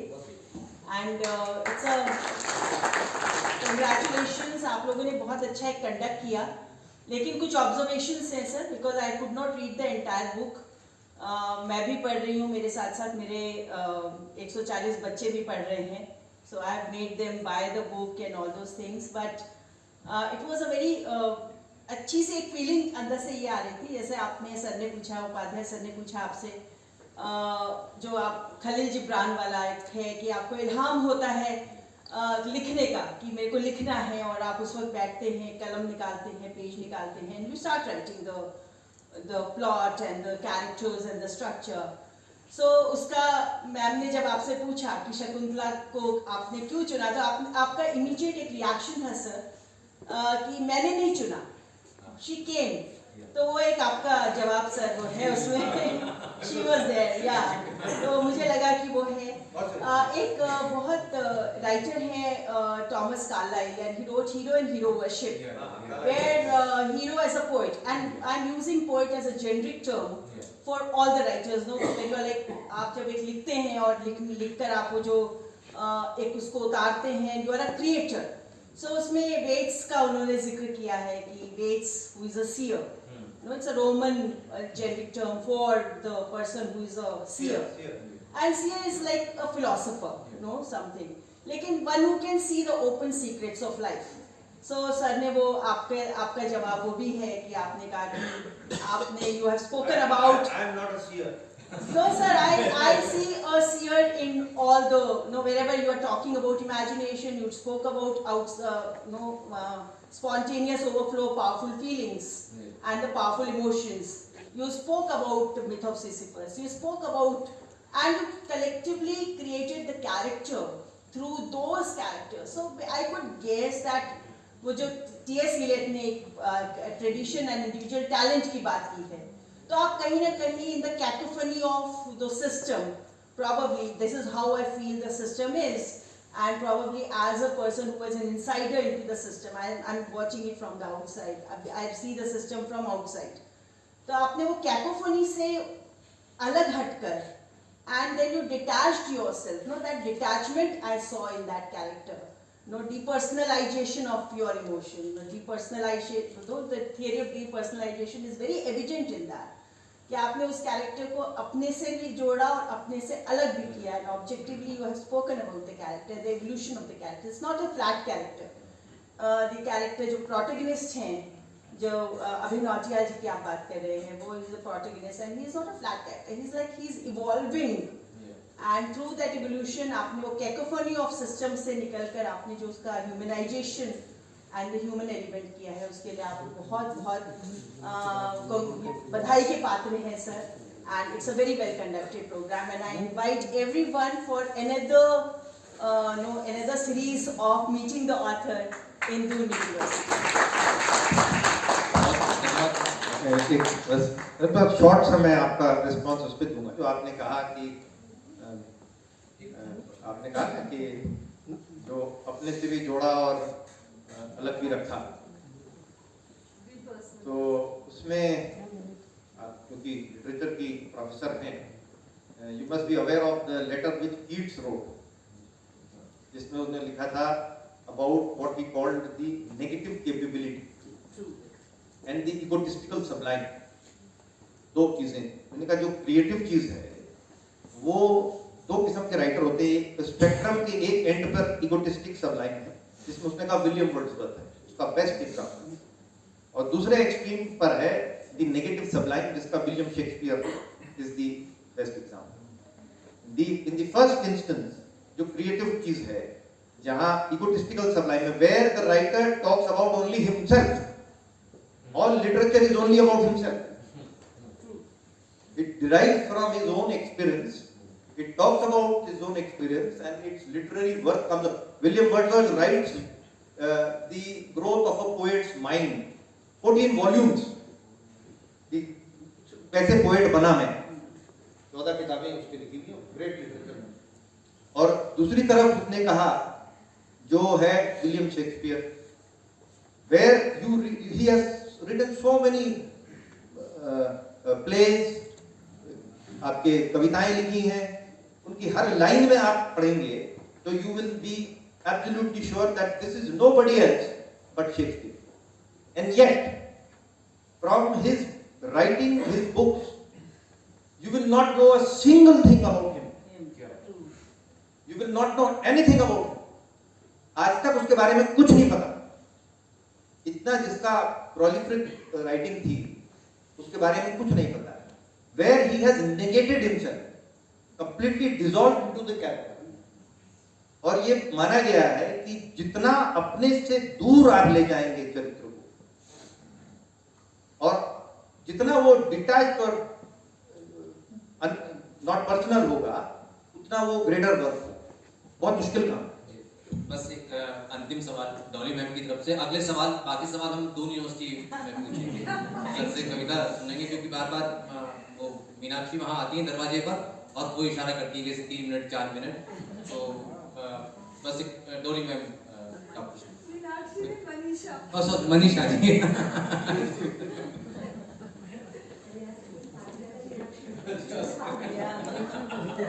एक किताब दे रहा हूँ सर को. अच्छा, एक मिनट. Good evening everyone. जिस दिन किताब का लोकार्पण हुआ मैं वहाँ उपस्थित थी, और चूँकि सारी ज़िंदगी बाबरा कैटलैंड और वो सब पढ़ते रहे, तो प्रेम एक कहानी. मेरा सवाल इन सब से अलग होगा. मैंने किताब उसी दिन खरीदी, चूँकि प्रेम कहानियाँ पढ़ती रही हूँ और लिखती भी हूँ, तो इसलिए जो हिंदुस्तान, क्योंकि जब हम किताब का लोकार्पण करते हैं तो वो सब लोगों को अर्पण होता है, तो उसमें तमाम किस्म के लोग पढ़ते हैं. तो ये जो भंवर तो मुझे समझ आया, लेकिन एक कहानी जब मैं किताब पढ़ने लगी सो 143 पेज तक मुझे वो प्रेम नहीं दिखा जिस प्रेम की मैंने अभिलाषा की थी, या जिसमें आम एक आदमी सोचता है कि भाई प्रेम कहानी होगी, शायद जो हुआ उसके साथ, बहुआ के साथ जो थोड़ा सा हुआ, तो मुझे लगा कुछ आगे बढ़ूं, लेकिन फिर मुझे अध्यात्म दिखता रहा. तो मेरा एक छोटा सा निवेदन और एक प्रश्न कि आगे से ऐसे कंफ्यूजिंग ना. Dolly ma'am, thank you so much. Dolly ma'am, यही एक पाठक के तौर पे मैंने जब सर को फोन किया कि सर मुझे सबसे ज्यादा निराशा इस बात से हुई क्योंकि मेरा अटैचमेंट महुआ के साथ था और आपने उसको विस्तार नहीं दिया। आपने मीरा का आदर्श क्रिएट करने के लिए महुआ में जो चुलबुलापन है, महुआ में जो एक खास तरह की एनर्जी है, वो आपने उसको निचोड़ दिया। और मुझे पाठक की दृष्टि से ऐसा लगा कि शायद इन्होंने राधा जी को इम्प्रेस करने के लिए मीरा पे अटक गए जाकर और उसको भूल गए। ये नया निवेदन है, मैं सबके सामने कह सकती हूँ। और उपाध्याय जी मेरे साथ एग्री कर रहे हैं तो मुझे बहुत अच्छा लग रहा है। धन्यवाद। तो सर से प्रार्थना करें कि निवेदन करें कि सर आपके स्वर में इस कविता को सुना जाए और किताब देने सर को मुझे समय दीजिएगा। बस इसके बाद के औपचारिक रूप से ये कविता सुनते हैं तो फिर कार्यक्रम का समापन उनकी अनुमति से।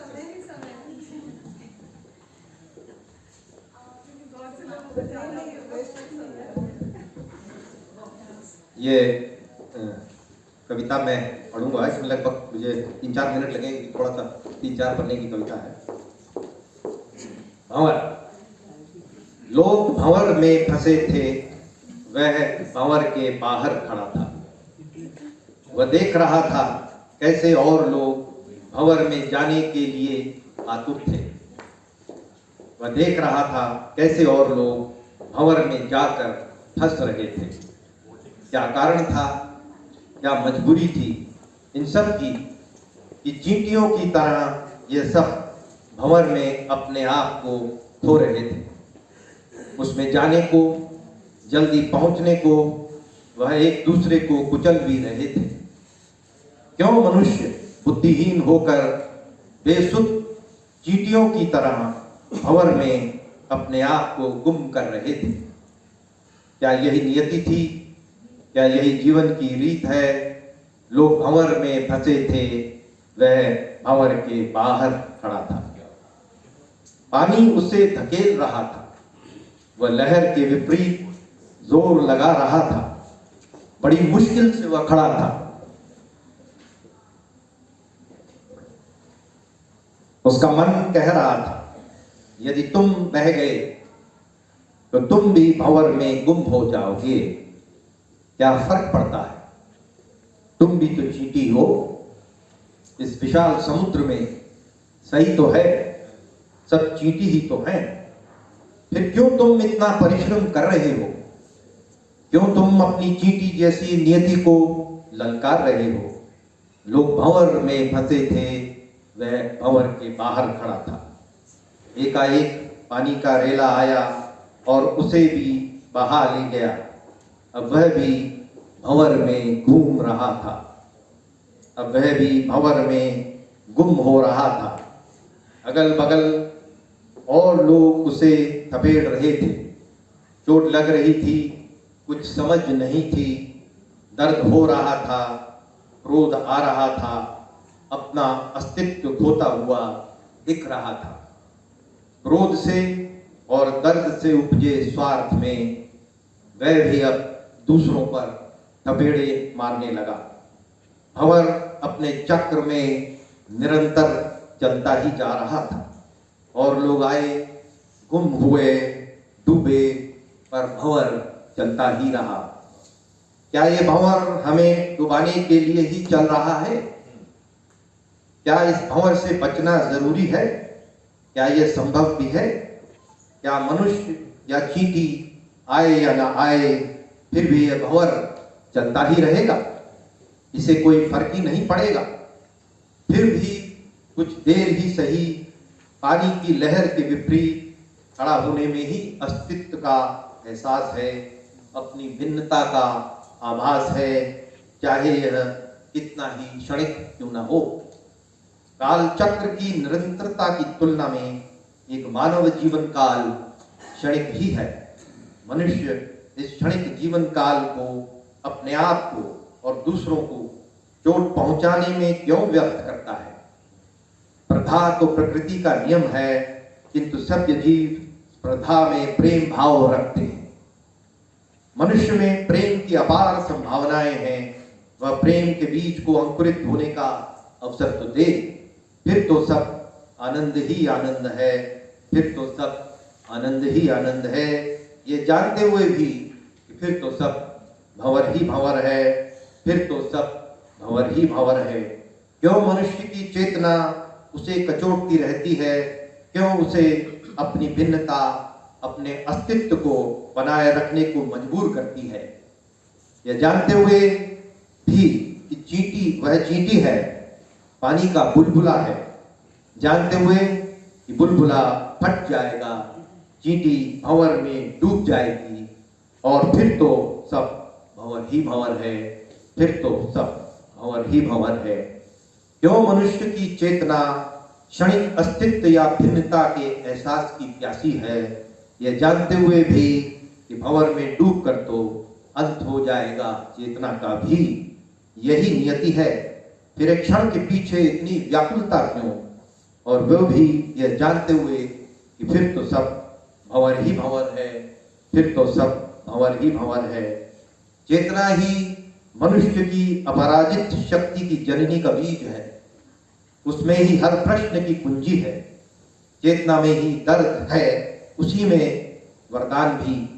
चेतना में ही प्रेम की भी संभावना है, चेतना से ही कल्पना भी जन्म लेती है और नया सृजन होता है। ऐसा सृजन जो मनुष्य के अंत होने पर जीवित रहता है। चेतना ही मनुष्य को अद्भुत बनाती है, उसी से प्रेम का सृजन उत्पन्न होता है, उसी से मनुष्य को आनंद की अनुभूति होती है। चेतना है तो भंवर है। जब तक मानव और भंवर का संघर्ष रहेगा, तब तक प्रेम और सृजन भी जीवित रहेगा। यही मनुष्य की उपलब्धि है, यही उसकी भिन्नता है, यही उसकी पीड़ा और यही उसका आनंद। और फिर किसे पता भंवर भी रहे ना रहे।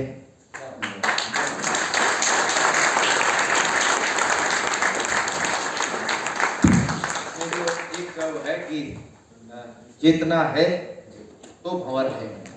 अब बाहर हम आए हैं, रास्ते में बहुत सारे पत्थर पड़े हुए हैं, आपकी जूते की नोक पर वो पत्थर लगे होंगे, उनमें चेतना नहीं है तो भंवर भी नहीं है, उनके अंदर पीड़ा भी नहीं है तो आनंद भी नहीं है। जिस नोट के साथ ये उपन्यास खत्म होता है, वो एक बड़ी महत्वपूर्ण परंपरा है कि द हैप्पी एंडिंग नोट के साथ, जहाँ नायक अपनी वांछित नियति को पहुंच गया है और कविता की अंतिम पंक्ति जो है, अंतिम जो शब्द हैं कि क्या पता एक दिन ये भंवर भी रहे ना रहे। इतनी खूबसूरत चर्चा जहाँ हम दो लोगों को, मुझे और बीना बहन को अवसर दिया आपने, हम लेखक से बात कर सकें और इतने अपनेपन के साथ, इतनी घनिष्ठता के साथ। आमतौर से थिएटर में तो इतना साधारणीकरण होता है, लेकिन जब लेखक से संवाद हो तो उतना साधारणीकरण संभव नहीं होता, लेकिन आज परफेक्ट साधारणीकरण था। इस कामना के साथ कि इससे बेहतर आयोजन दून यूनिवर्सिटी में होगा, जहां हम सब लोग लेखक को एक बार फिर सुनेंगे।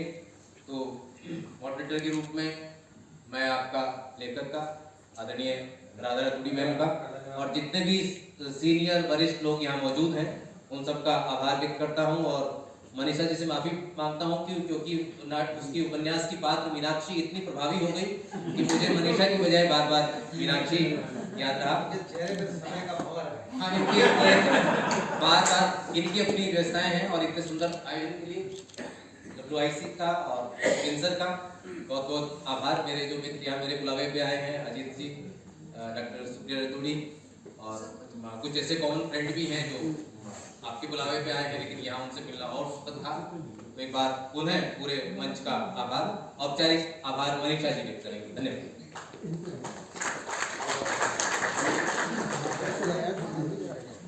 That was certainly an enlightening session, and I'm sure we have a lot to take home today. Now, on behalf of WIC, our director, Mr. Ankit Agarwal, and from the Dehradun community, I would like to extend my heartfelt gratitude to our esteemed guests, Shri Anil Raturi sir, Srimati Beena Benchwal ma'am, and Shri Sushil Upadhyay ji for being here and sharing a wonderful experience. There is a books counter by the Winsor Publishing in the adjoining hall. You may get your book signed by the author after this. The high tea is open for everyone. We look forward to seeing you again. Thank you.